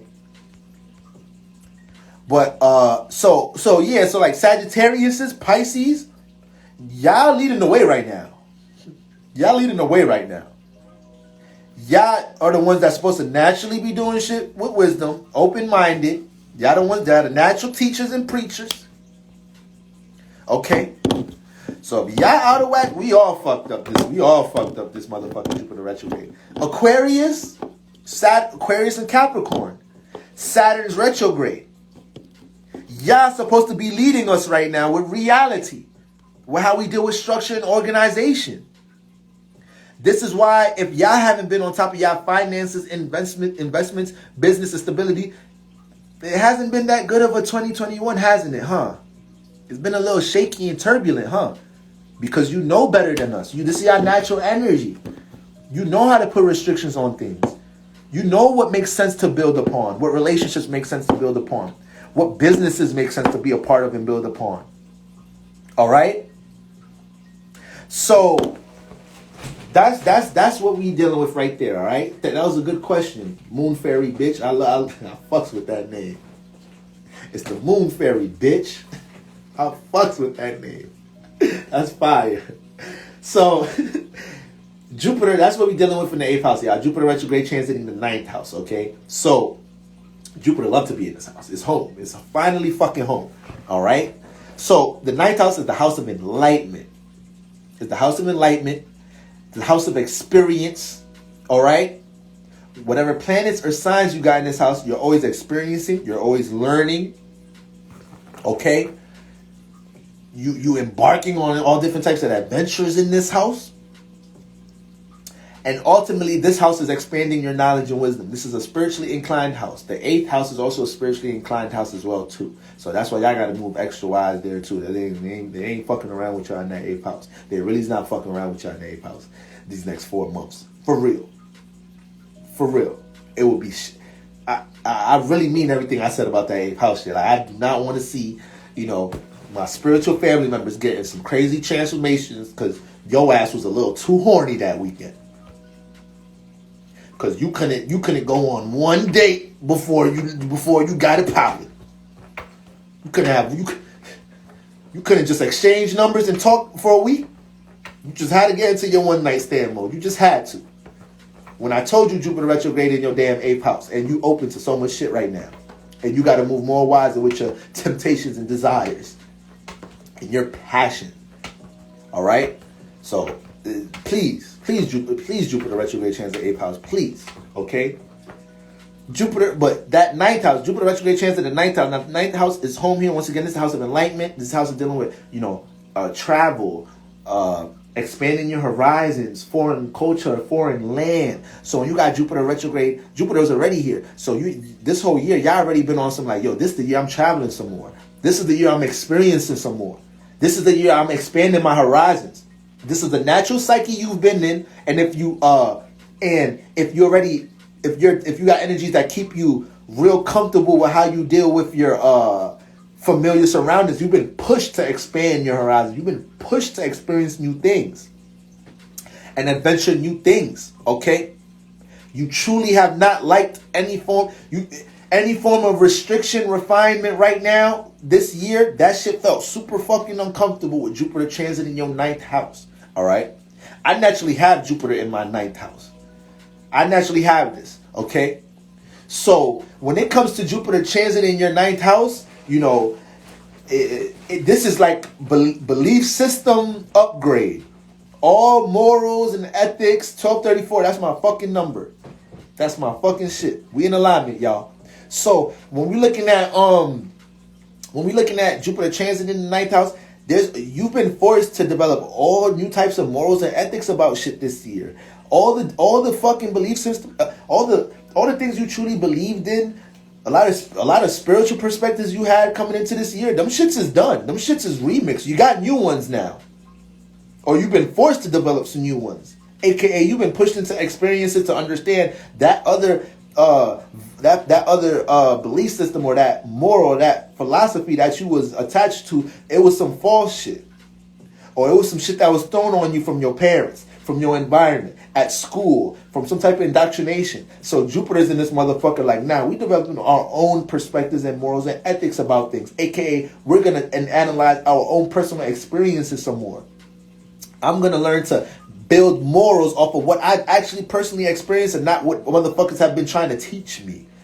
So now that Jupiter is going retrograde, okay, this is going to be a time where, you know, Jupiter is going to be influencing all different, once again, all different morals and ethics that you've been clinging on to that's not really, you know, beneficial for you. They're false. They're things that actually limit your ways of thinking, limit you from expanding and experiencing new things. These next 4 months, you developing a whole new moral system, period. There's going to be times where you're going to you may get into a lot of debates. You may get into a lot of debates and clashes over your educational system right now. And it may be debates you need to fucking have. Because people may try to force certain things on you. And this may be the perfect time for you to be like, yo, listen up.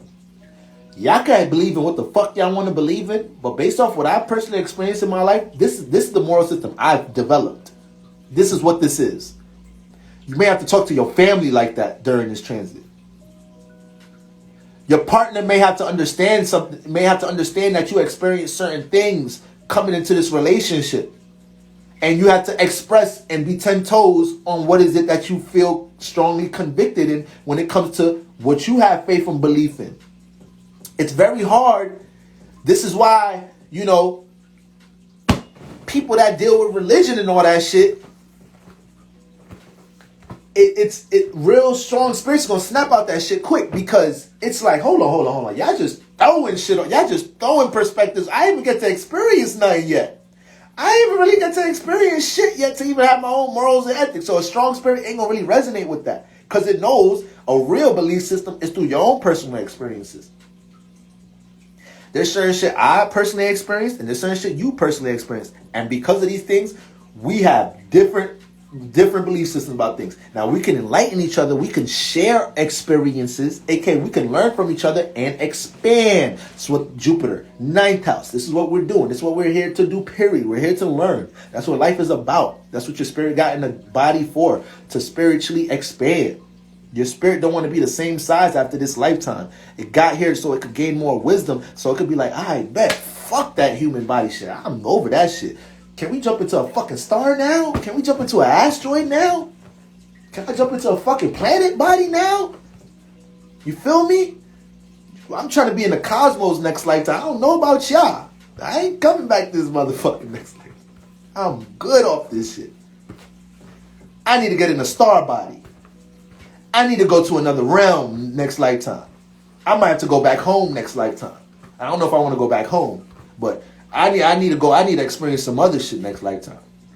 And it ain't gonna be in a human body. And I'm not going back to an animal body neither. I'm not downgrading either. Some people downgrade. Some people, you so fucking still, you so complacent in life, your ass come back a motherfucking plant life. Your ass gotta be a plant. So you just watching motherfuckers, listen, family.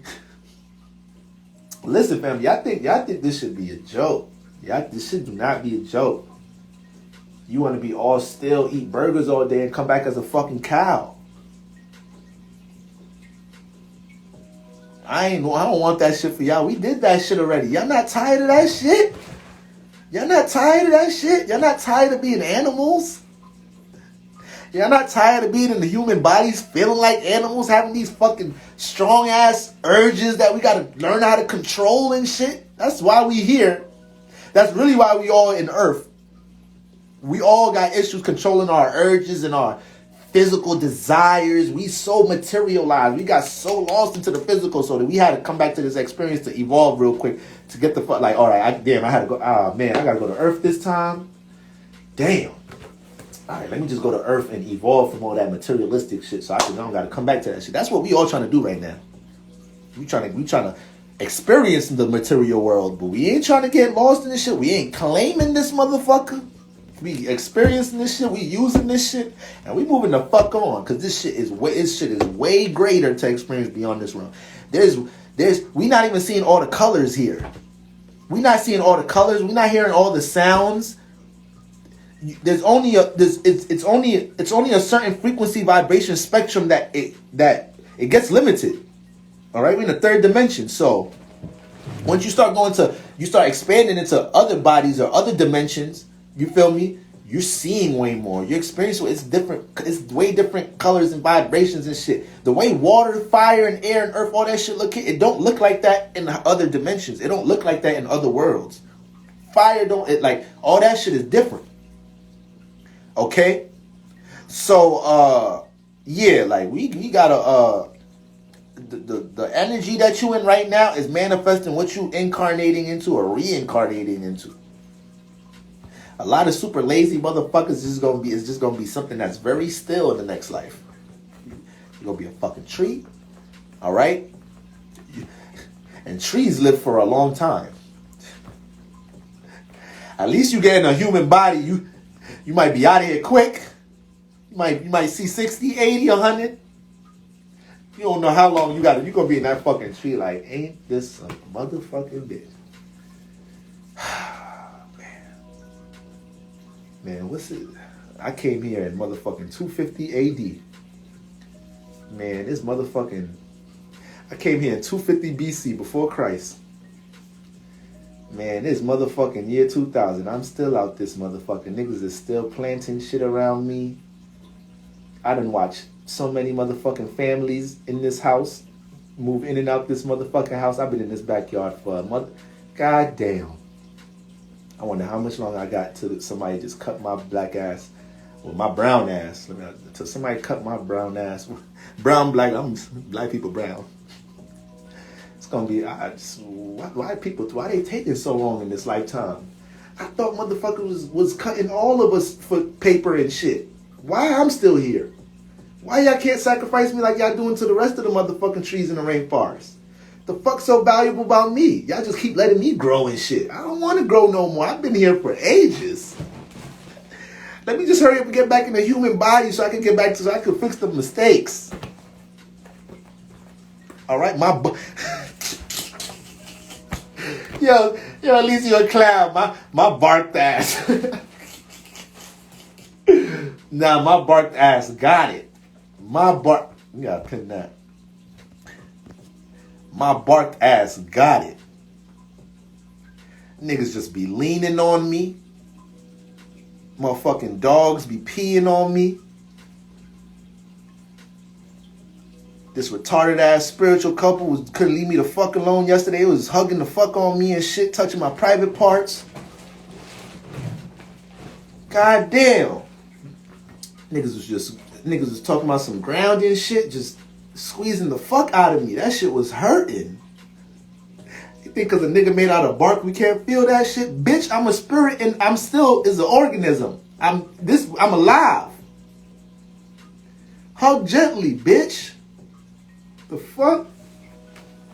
So I don't want that for y'all. Let's do what we gotta do while we in these human bodies. We don't gotta go back to being fish, cows, dogs, none of that shit. But if you act like a dog, a lot of motherfuckers gonna go back to being dogs. Cause they run, hump, fuck like dogs, and that's what it is. You still acting like a dog. You gonna be a motherfucking dog in the next lifetime, and you gonna be fucking hurt when you got an owner that keep your ass in a stinky ass cage.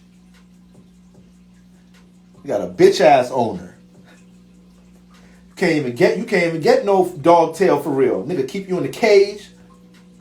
Nigga be stingy as hell with the walks. You can't even holler at the other. You can't even holler at the other. You feel me? The Chihuahua. You see a fine ass Chihuahua. Can't even get down with shorty. Cause as soon as your ass try to walk sideways off the leash, nigga gonna yank you. Get your ass back in the sidewalk. You like, listen, man.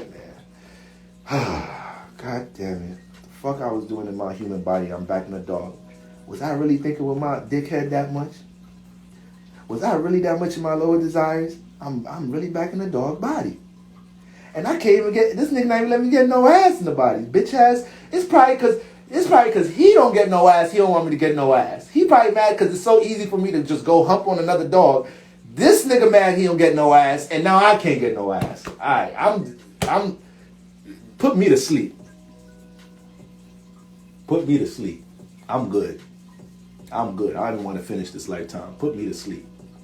What be going on with dogs that make them gotta? Sometimes you gotta put them to sleep if they like something wrong with them. Like just a dog would try to. Yeah, see, but this is the thing though. Spirits, animals, like if you really in tune, you'll pick up on the frequency vibration of an animal. If you really in tune, I have fish. I know the frequency vibration of the fish. I'm on the same page with them niggas like that. I know when they hungry. I can feel that bitch. You feel me? When you really in tune like that, you're gonna be able to connect to a spirit no matter what body they in. Some of y'all actually be grounding and hugging trees, and you pick up on the frequency vibration of the tree. Sometimes you hug that tree and you like, damn, this is a real strong spirit. I can feel this. I can feel this. This is a strong ass spirit in this tree. So that don't mean every spirit that's in an animal or a tree or plant life is like a weak ass spirit. I ain't trying to play them, you know. That's like the sun. That's like Mercury and Mars looking at us like little bitch ass humans. All them niggas is dumb. Like that would be the same way of looking at that. You feel me? So it's levels. It's levels to everything. You feel me? So Jupiter retrograde transit in the 9th house. This is probably the longest live I've ever done in my life. I can't believe this. What's the energies today? We got the sun in Cancer, moon in Scorpio. Okay, I'm extra passionate today. All right. Moon is hovering over my 10th house. Okay. I got a stellium in the 10th house. Okay. I'm overreacting right now to career and I just had to put it together real quick, y'all. But Jupiter retrograde transit in the 9th house, that's what we're dealing with. New morals and ethics have to be developed right now. And you may have to facts. I'm doing my best, Lucky. You may have to detach from some morals and ethics that you already had. That's another thing. Jupiter retrograde you might have to detach from some shit, from some people, places, and things that you had a lot of belief and faith in. And you might have to realize you have belief and faith in the wrong motherfuckers right now. So boom. All right. 10th house. What is the 10th house? The 10th house is our career, social status. All right. Our reputation, how we're perceived to the world. Highest point of the chart. So by default, how people are going to project us, how people are going to see us in career. Is you a homeless person? Is you a teacher? Is you an athlete? Is you a nurse? You work in the health field? You a comedian, entertainer? What's your social status? So Jupiter been in this house. And Jupiter don't fuck with this house neither though. Jupiter don't fuck with this house. Because this house is all with this house dealing with construction work, this Saturn house. So when it comes to our career, when it comes to our social status, we have to fucking work on that shit. You feel me? You want to be an astrologer, you feel me? You gotta work on that shit. You gotta take your ability and broadcast it, connect it. Alright? You want to be an entertainer. Motherfucker, you gotta entertain. You gotta, what can you do? Can you dance, sing, rap? What do? You gotta broadcast that. So we do construction work in this house. We have to work on what we want our social status to be. Now we also develop natural reputations for things. So some people have, depending on what signs is in your 10th house, you may have a natural reputation for something.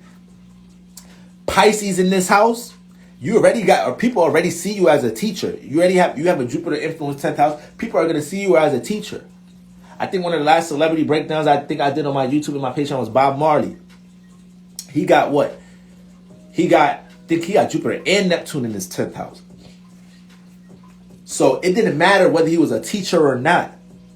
He was an artist. But he was a wise ass artist. He was a wise ass teacher. If you didn't know Bob Marley made music and you could type in Bob Marley interviews, you would think the nigga's just a teacher. All right, that was the energy influencing his social status. He had them energies in the 10th house. It's going to be attached to his social status. So with Jupiter retrograde with Jupiter in the 10th house, this year may have been making some mistakes with career.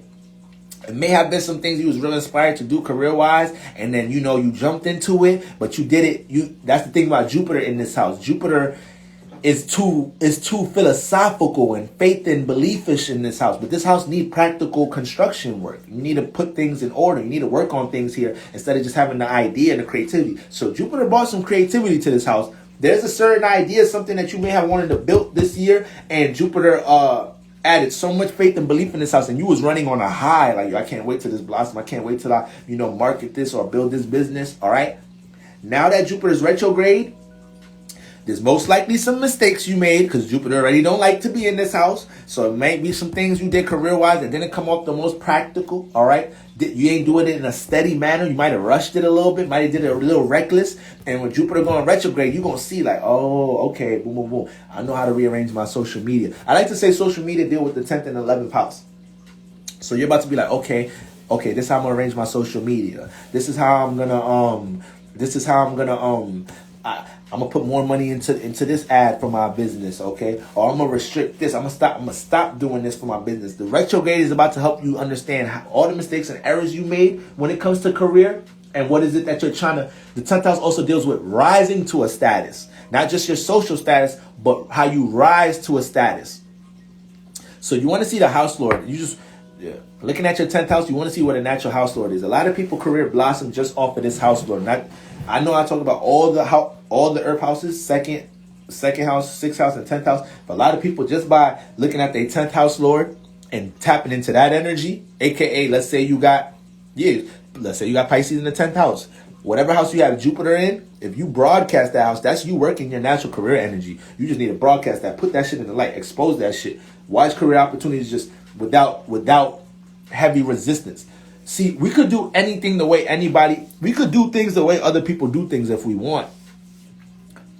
But you doing things the way other people doing things, you're not understanding that person is working their own spiritual way of doing something. So that may not work for you like that.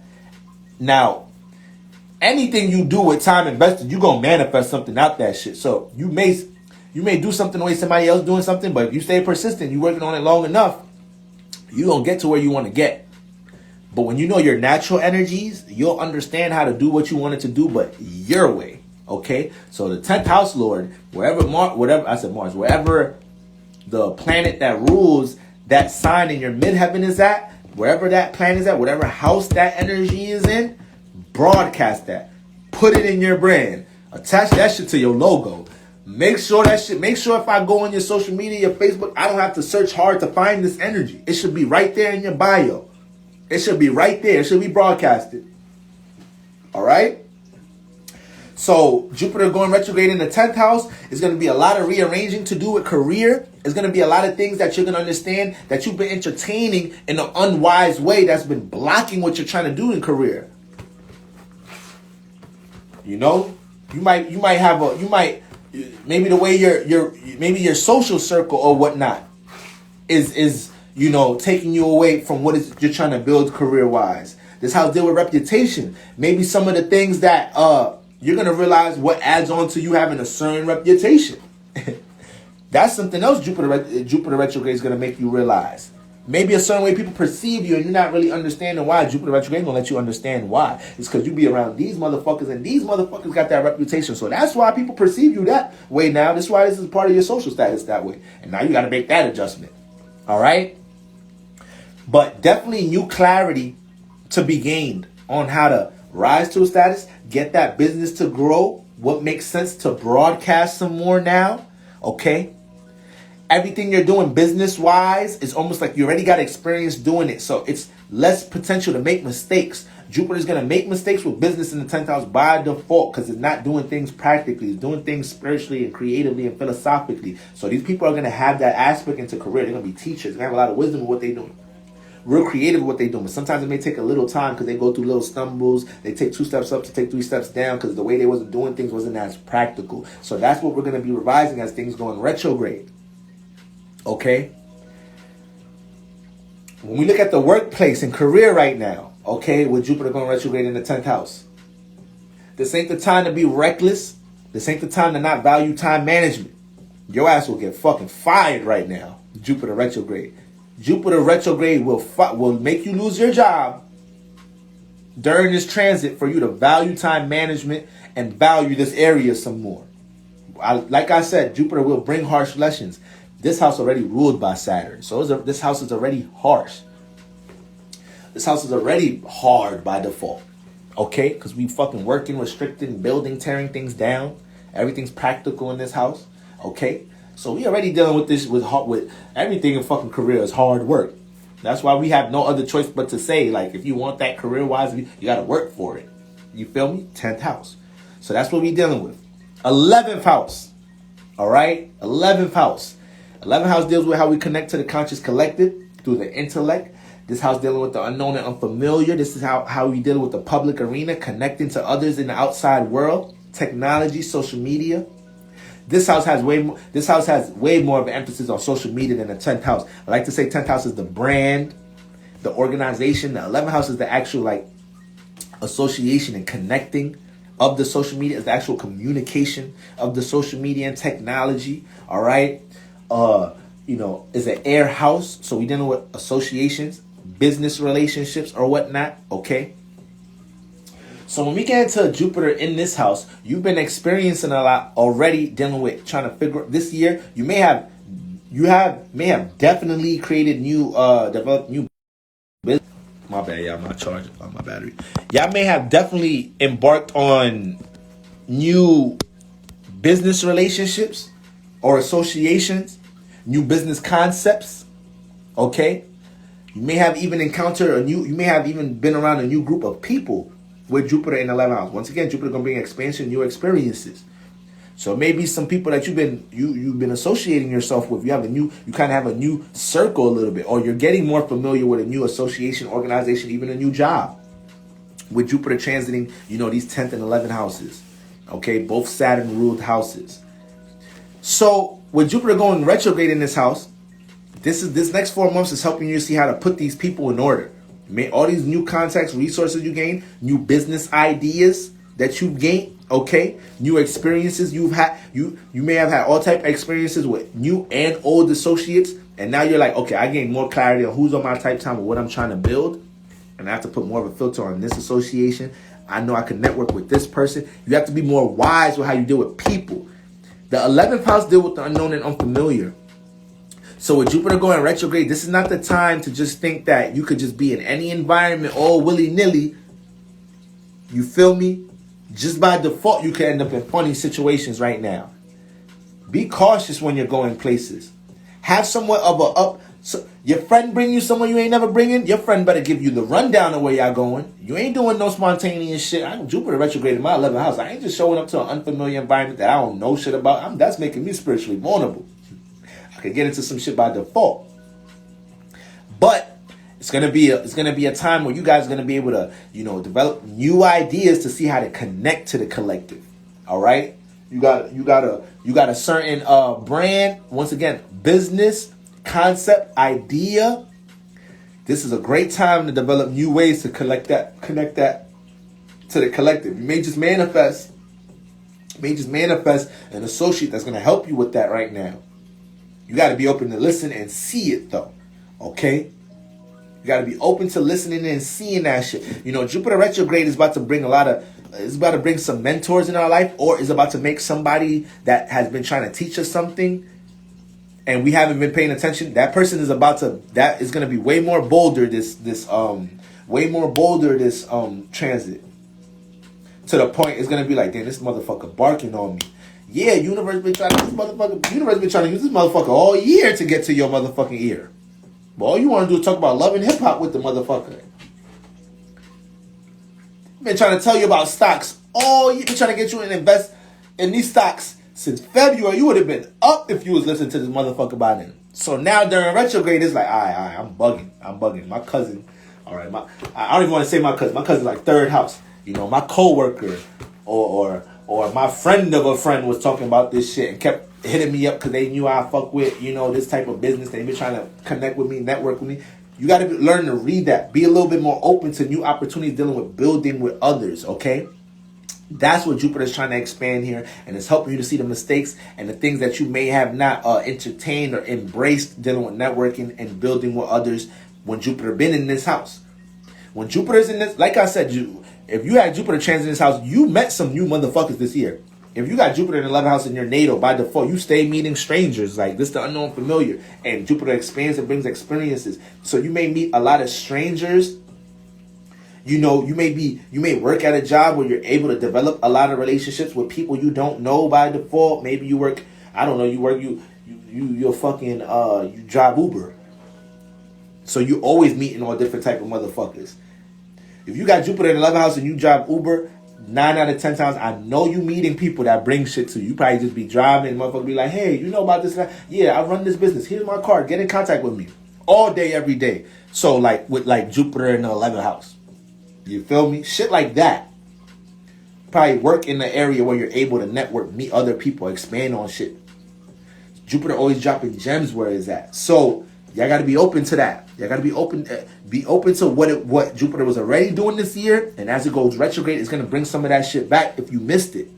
And you got to be able to be like, nah, this is worth working on. This is worth networking. This is worth building upon. This is worth communicating upon. All right? And last, whew. Ooh, yeah. 12th house. All right? 12th house. Okay? I really can't be doing this. I think this was a 4-hour live. This is crazy. And the real reason I don't like doing this because I love building, connecting with y'all. And I love having to build. It's just that I don't like when people have to go watch the replay and they just searching forever to fucking get to this. Like, damn, bro, like a 4-hour live. I just want to find the 6th house, nigga. Like, damn. That's another reason I don't be liking to have super long lives when I'm actually doing houses. But I don't know, man. I don't know. I guess I'm blaming it on the energies. I'm gonna blame it on the motherfucking energies, all right? So, 12th house. Once again, Jupiter's home here. Jupiter loved to be in this house, all right? So, 12th house is dealing with the subconscious, all right? The dream realm, our fantasies, you know. It's dealing with our more hidden energies. But, people like to say the 12th house deal with hidden energies. Once again, I think I tweeted this other day. I don't remember. All water houses is subconscious. So anything subconscious is hidden. Period. So I categorize all of them as hidden energies. You feel me? But the 12th house, this is our dreams, imagination, creative attributes. This is our faith. This is our belief system. This is how we deal with our intuition in this house, okay? This house is influencing karma, life after death, all type of evolution here. But overall, the subconscious house. So with Jupiter here, Jupiter loved this house. Jupiter loves this house. So this is why a lot of y'all that had Jupiter transiting here this year, this has been one of the most, so far this year has been very eye-opening for y'all. Very enlightening for y'all. Y'all been developing all different new ways of seeing things. And it may have been things you've been doing already. It's not even new things. It's things you've been doing, but you finally looking at it from a certain perspective that's like, yo, it's like everything is way more clairvoyant. Everything is way more sensitive to things. Your eye to things is way more evident. Things don't go over your head with Jupiter in your 12th house. Moving way more intuitive. People, you communicating with people, knowing people intention some more. Jupiter in the 12th house, so shit get deep there. Shit get deep, okay? But Jupiter in the 12th house also been diving y'all into super deep reflection this year of what y'all want for yourselves when it comes to, your actual dreams, what you want to experience. This house, Jupiter and Neptune's home here. This house deals with experiences as well, okay? But more so, like I said, your dreams, your fantasies. So a lot of y'all, yes, very strong house. Another spiritually inclined house, okay? So we got the 8th house, the 9th house, the 11th house. The 11th house is a spiritually inclined house. So this is why if you got a lot of planets in this house, you go through a lot of experiences that you can't even explain to people because you're dealing with the unknown and unfamiliar. You be running into spiritual motherfuckers telling you some shit. And they just bounce. They never tell you their name. That was that. You be having spiritual awakening like situations going on in your life. You don't know how to explain it. You manifest mentors, teachers. So yeah, 11th house is deep. It's deep. Okay, but the 12th house, Jupiter already transiting this house It's tapped you way more into your belief system or what you feel like you can be this year. It's super tapped you way more into deeper belief of what you can manifest and what you could be this year. This house deals with your dreams, and Jupiter's home and here to expand on that shit and make you understand there ain't no limit. The only limit on everything in this house is the limits you place on these things. Okay, so why Pisces could be so detached from reality. This is the house they come out of.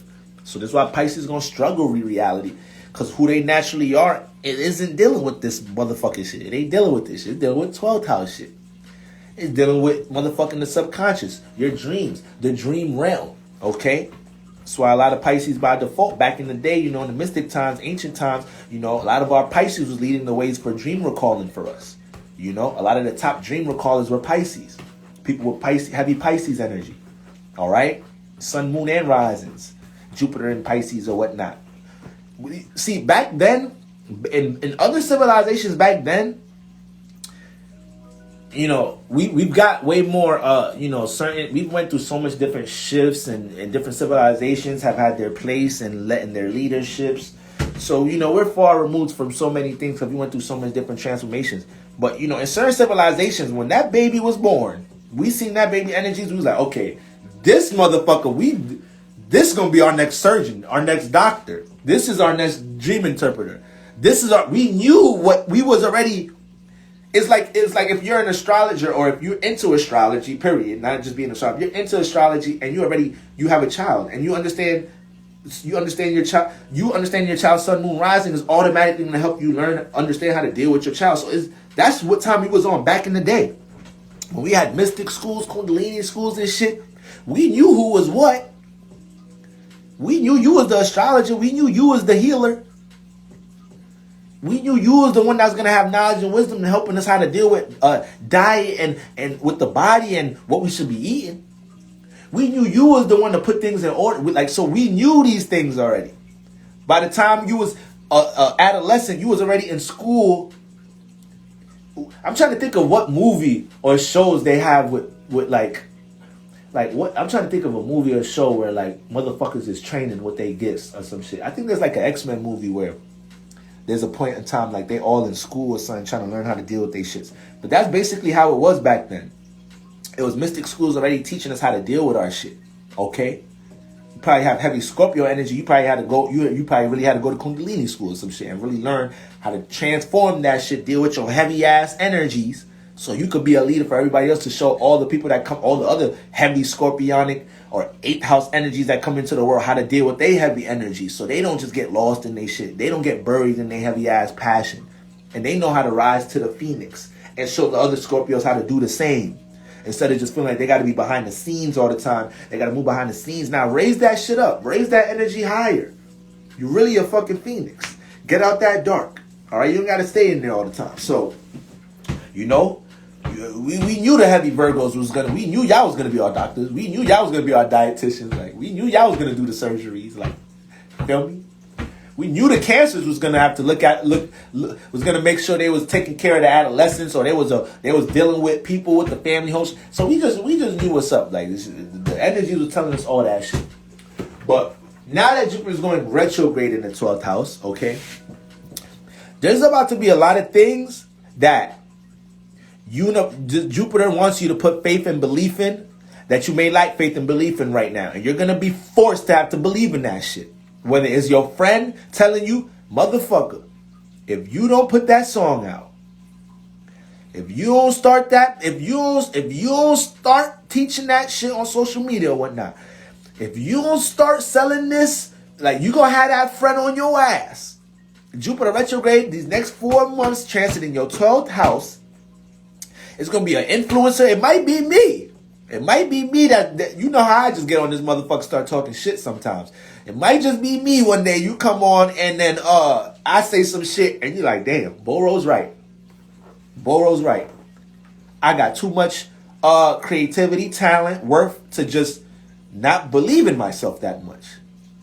So your belief factor, that's what's being tested right now. Your ability to have faith in yourself.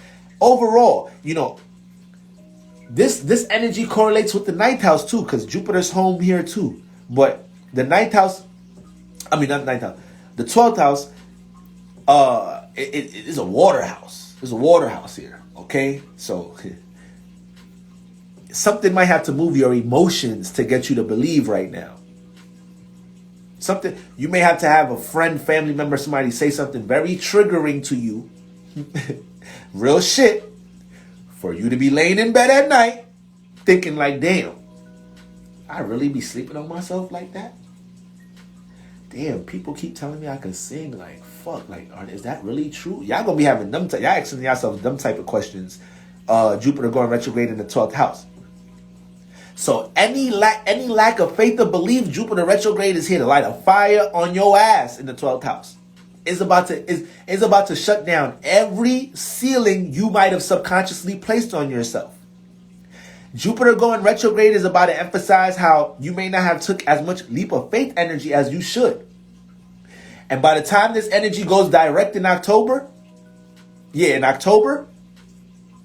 that by fall time, you should be moving different. You should be moving different with Jupiter. Remember, Jupiter is home here. So it gets to do what it wants to do comfortably. Jupiter wants to expand and teach. So it's going to utilize people, places, and things that could move your emotions or influence the emotion to influence that. All right? You may just encounter a lot of people doing things in your, like, say one of your dreams right now is to, let's say one of your dreams right now is to, I don't know why sometimes simple ass examples. Let's say one of your dreams right now is to motherfucking start reading tarot cards for motherfuckers. You've been doing them for your friends. You've been pulling cards for yourself. You've been pulling cards for your friends. And like, you're moving yourself and your friends. You're impressing yourself. Your friends is like, God damn, like, you on the money. Okay? But you just keep telling yourself like, I need more clients, or like, I need to start doing them for more friends to get more comfortable. But it's been fucking 6 months you've been pulling cards for your friends. It's been 6 months. How much more time do you need before you open your services? So a lot of that energy, a lot of situations, universe is gonna ask you, how much more time? How much more work? No, we already worked on this enough. It's kind of prepped already. Or you already have this gift. You already have this talent. It ain't nothing to really prep. We need to actually experience getting it out more. We need the 12th house experience. So the things that you lack faith and belief in, it's gonna be, Jupiter is gonna have quick access to make you feel it and think on it in this first house. It's gonna be quick. It's gonna be able to do that very quick. In other houses, it's hard for Jupiter to do that. In Jupiter in the 10th house, Jupiter in the 6th house, you know, it has to use probably way more harsher scenarios and whatnot to try to get you to understand certain things. In the 12th house, it's going to be strong intuitive feels that you get. You might just hear the question in your head. Motherfucker, stop overthinking. You might just hear that spirit just pop out of nowhere. You might have spirits bothering you. You might have some spirits bothering you around this time. You're dealing with spiritual. You're dealing with all these OD spiritually inclined energies. Jupiter in your 12th house. Jupiter transiting your 12th house is some strong shit. And y'all might need solitude right now too. You know, I know it's so you got Sag in the 12th house. Yeah, so you always expressing your dreams and your imagination. You always trying to enlighten people with your dreams and whatnot. I don't know if you've acted on them yet, but when you have a dream and imagination, that Sagittarius in the 12th house don't hesitate to try to enlighten others. Like, yo, listen to my dream. Like you don't hesitate to try to inspire other people what's on your subconscious, Sagittarius in the 12th house, because it's already Jupiter energy. So you're gonna be influenced to teach there. It's just that it's the masculine, it's the fire. All right. You know, Pisces is the feminine side of Jupiter. Sagittarius is the masculine side. So when we're looking at that 12th house, you know, this is a time to see where to take the leaps of faith. Jupiter is going to highlight how you've been placing a subconscious restriction on your ability to deal with, you know, belief and faith.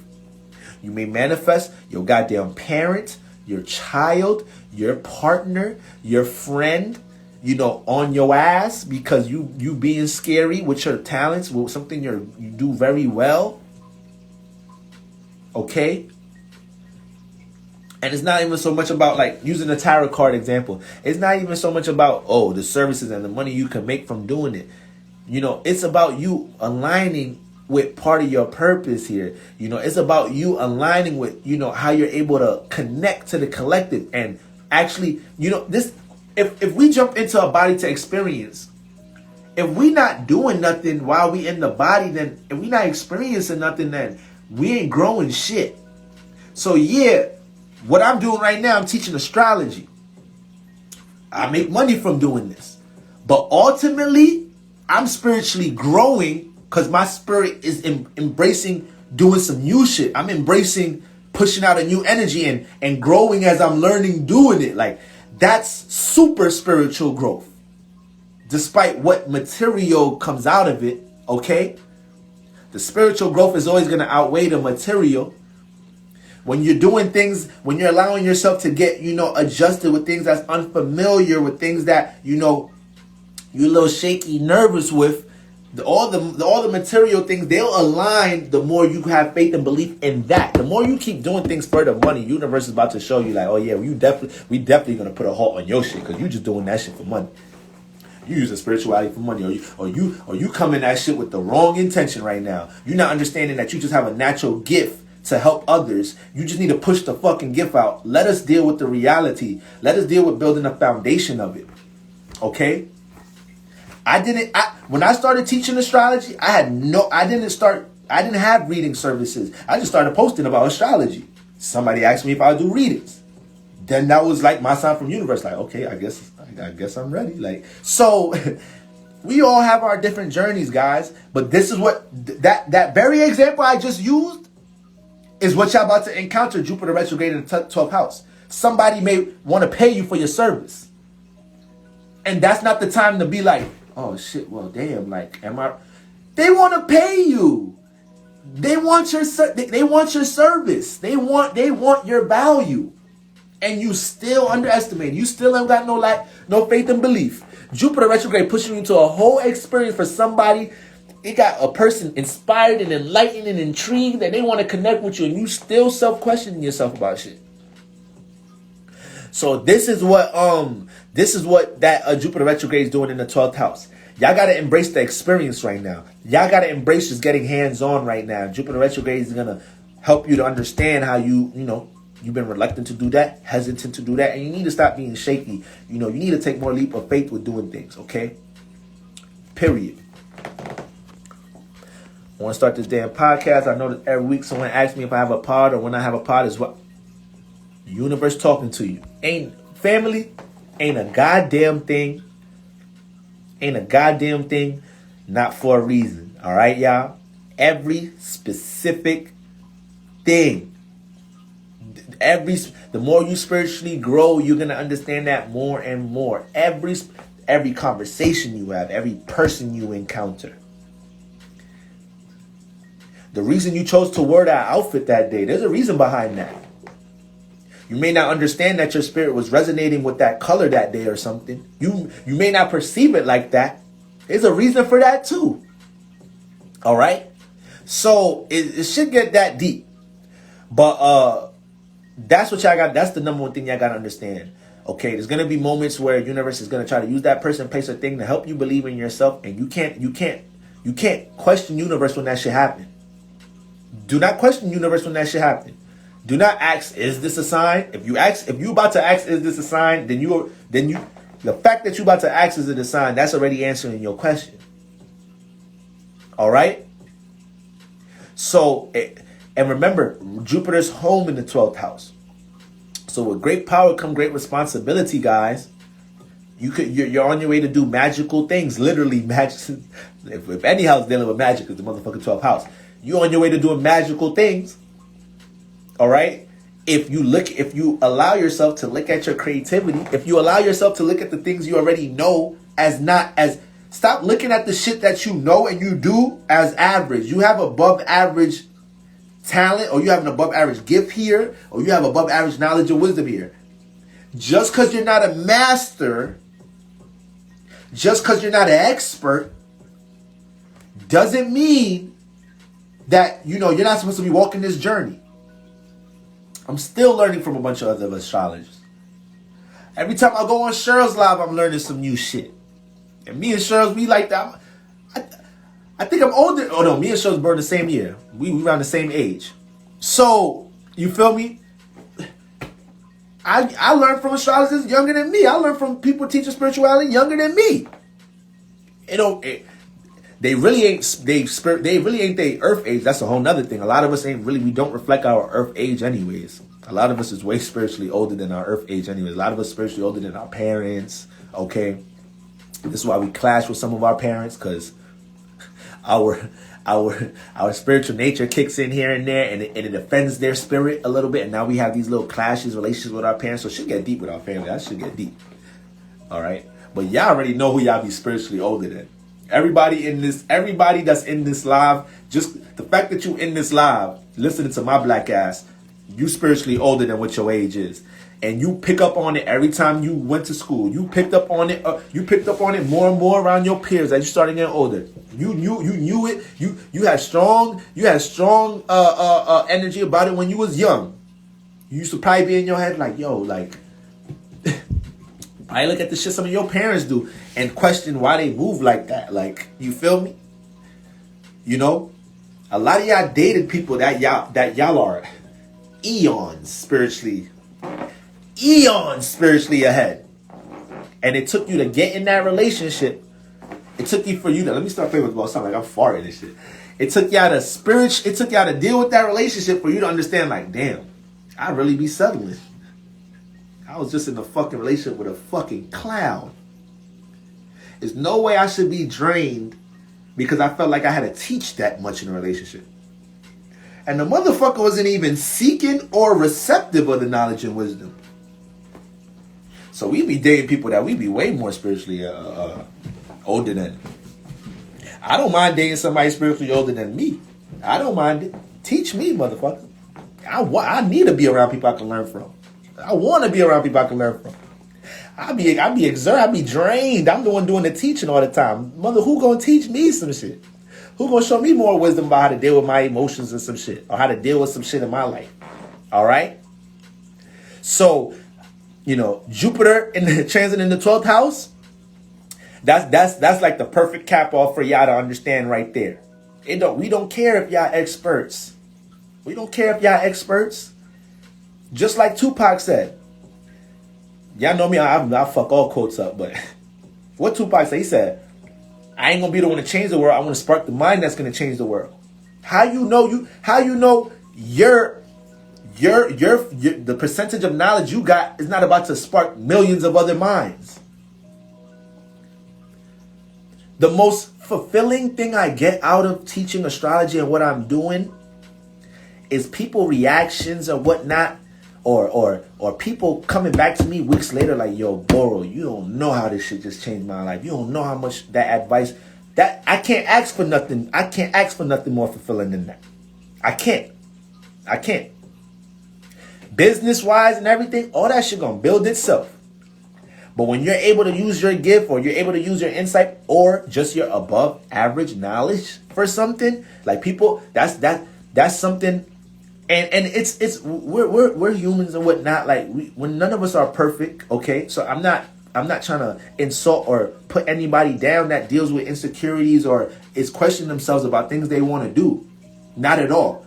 But it's just very important because I know I've encountered so much people that is like they have above average knowledge about shit, and they think just because maybe the people that they learn from or the people that they look up to, that you're comparing yourself. They had to start somewhere.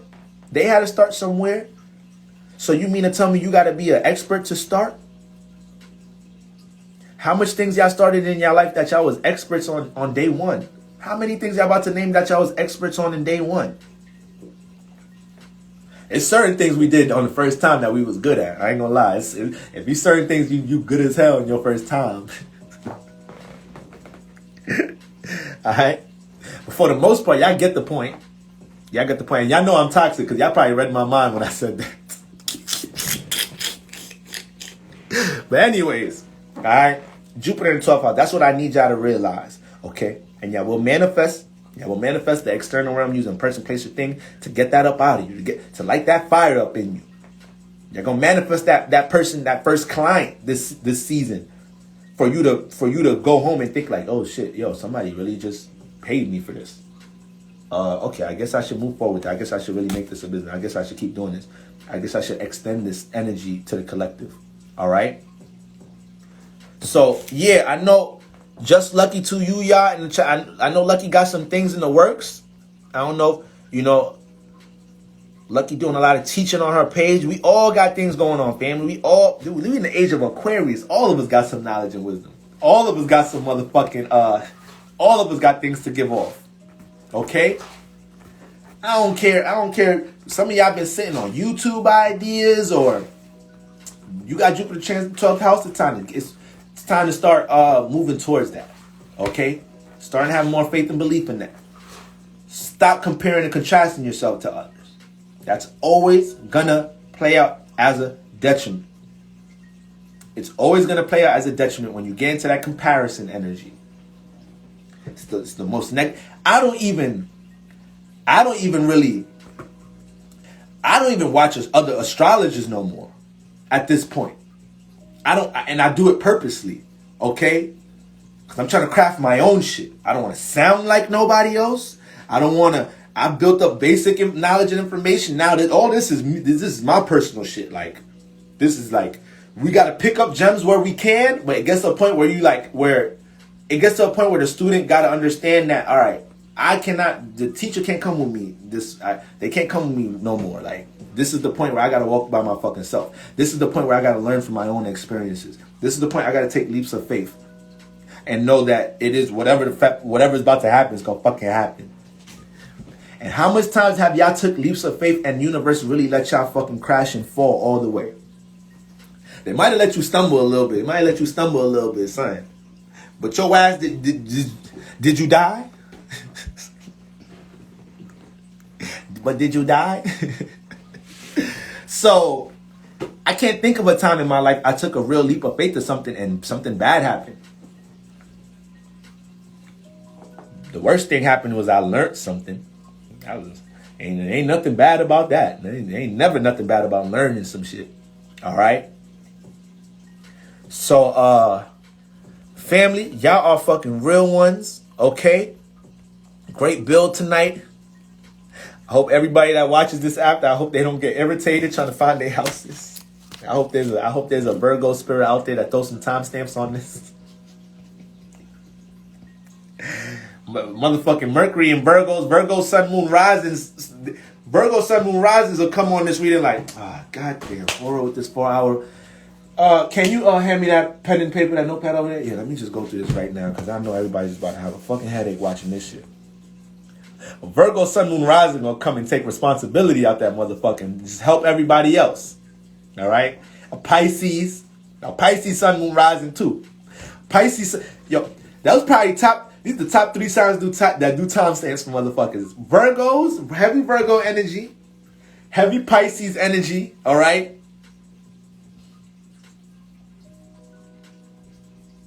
I'm going to just say them two right there. So them signs are sacrificial. They sacrifice. And they on the same axis too. Those are the opposite signs. Virgos and Pisces get very sacrificial. You know, when they love you, and that's their problem in love. That's their problem. They too open. They too open with their love. You know? So, you'll have somebody trying to teach a Virgo. You know, well, they open with their love in different ways. Let's put it like that. Because Virgo be bugging a little bit when they deal with Venus energy. Pisces deal with Venus energy better, but they overdo the Venus energy. So Venus falls in Virgo, but it's exalted in Pisces. So Virgos don't really know how to deal with Venus energy, aka Virgo Sun Moon Risers may feel like they don't receive love like that. When they do receive love or appreciation, it come off a little funny. It's like they gotta analyze it. It come off a little weird because they may not be used to it. Then or they may be in relationships they deal with love and whatnot.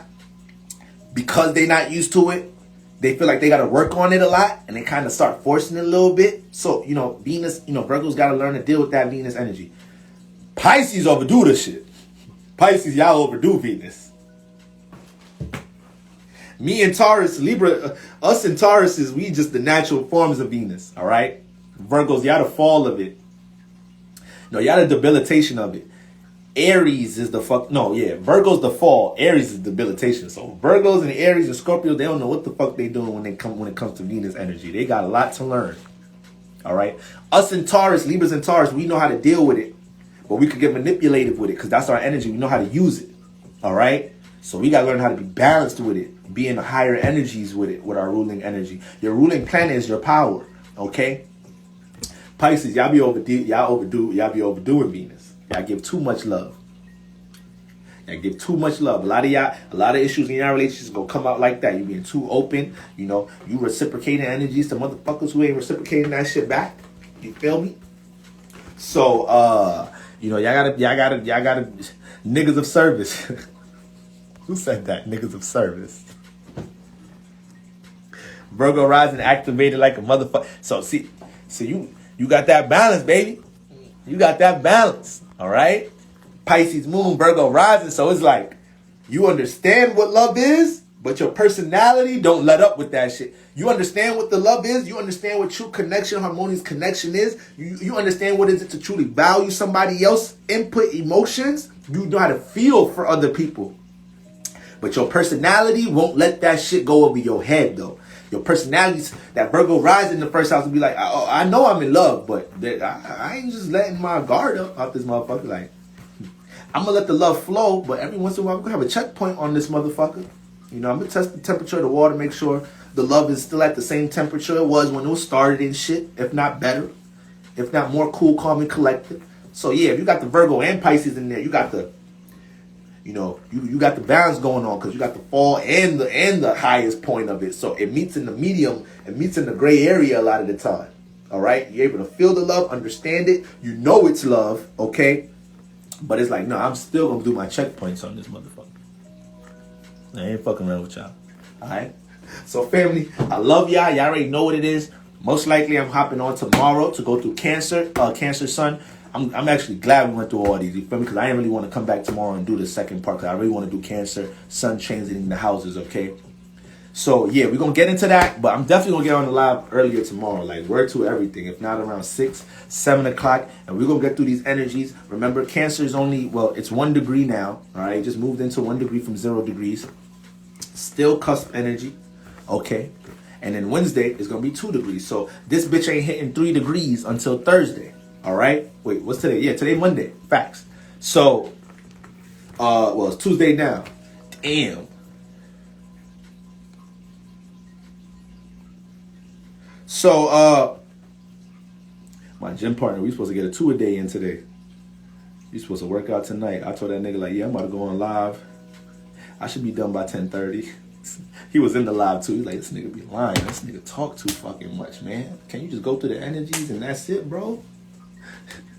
So, y'all already know what it is, family. Night. Hope everybody has a beautiful Tuesday. Tomorrow's Mars Day. We dealing with Mars Day in the, shit. The moon, but by the time, the moon is going to be in Sagittarius early tomorrow. It's going to be by like noon. Actually, I'm bugging out. Fuck am I talking about?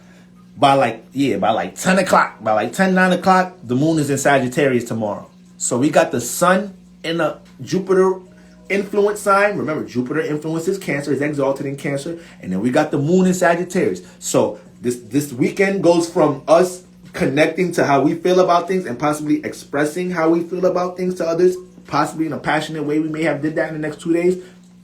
Shit gonna get a little possibly chaotic, free-spirited through this middle of the week. But I'm going to jump on in the morning. I'm going to tweet about the energies regardless of whatever get them out. All right, y'all? Peace, guys.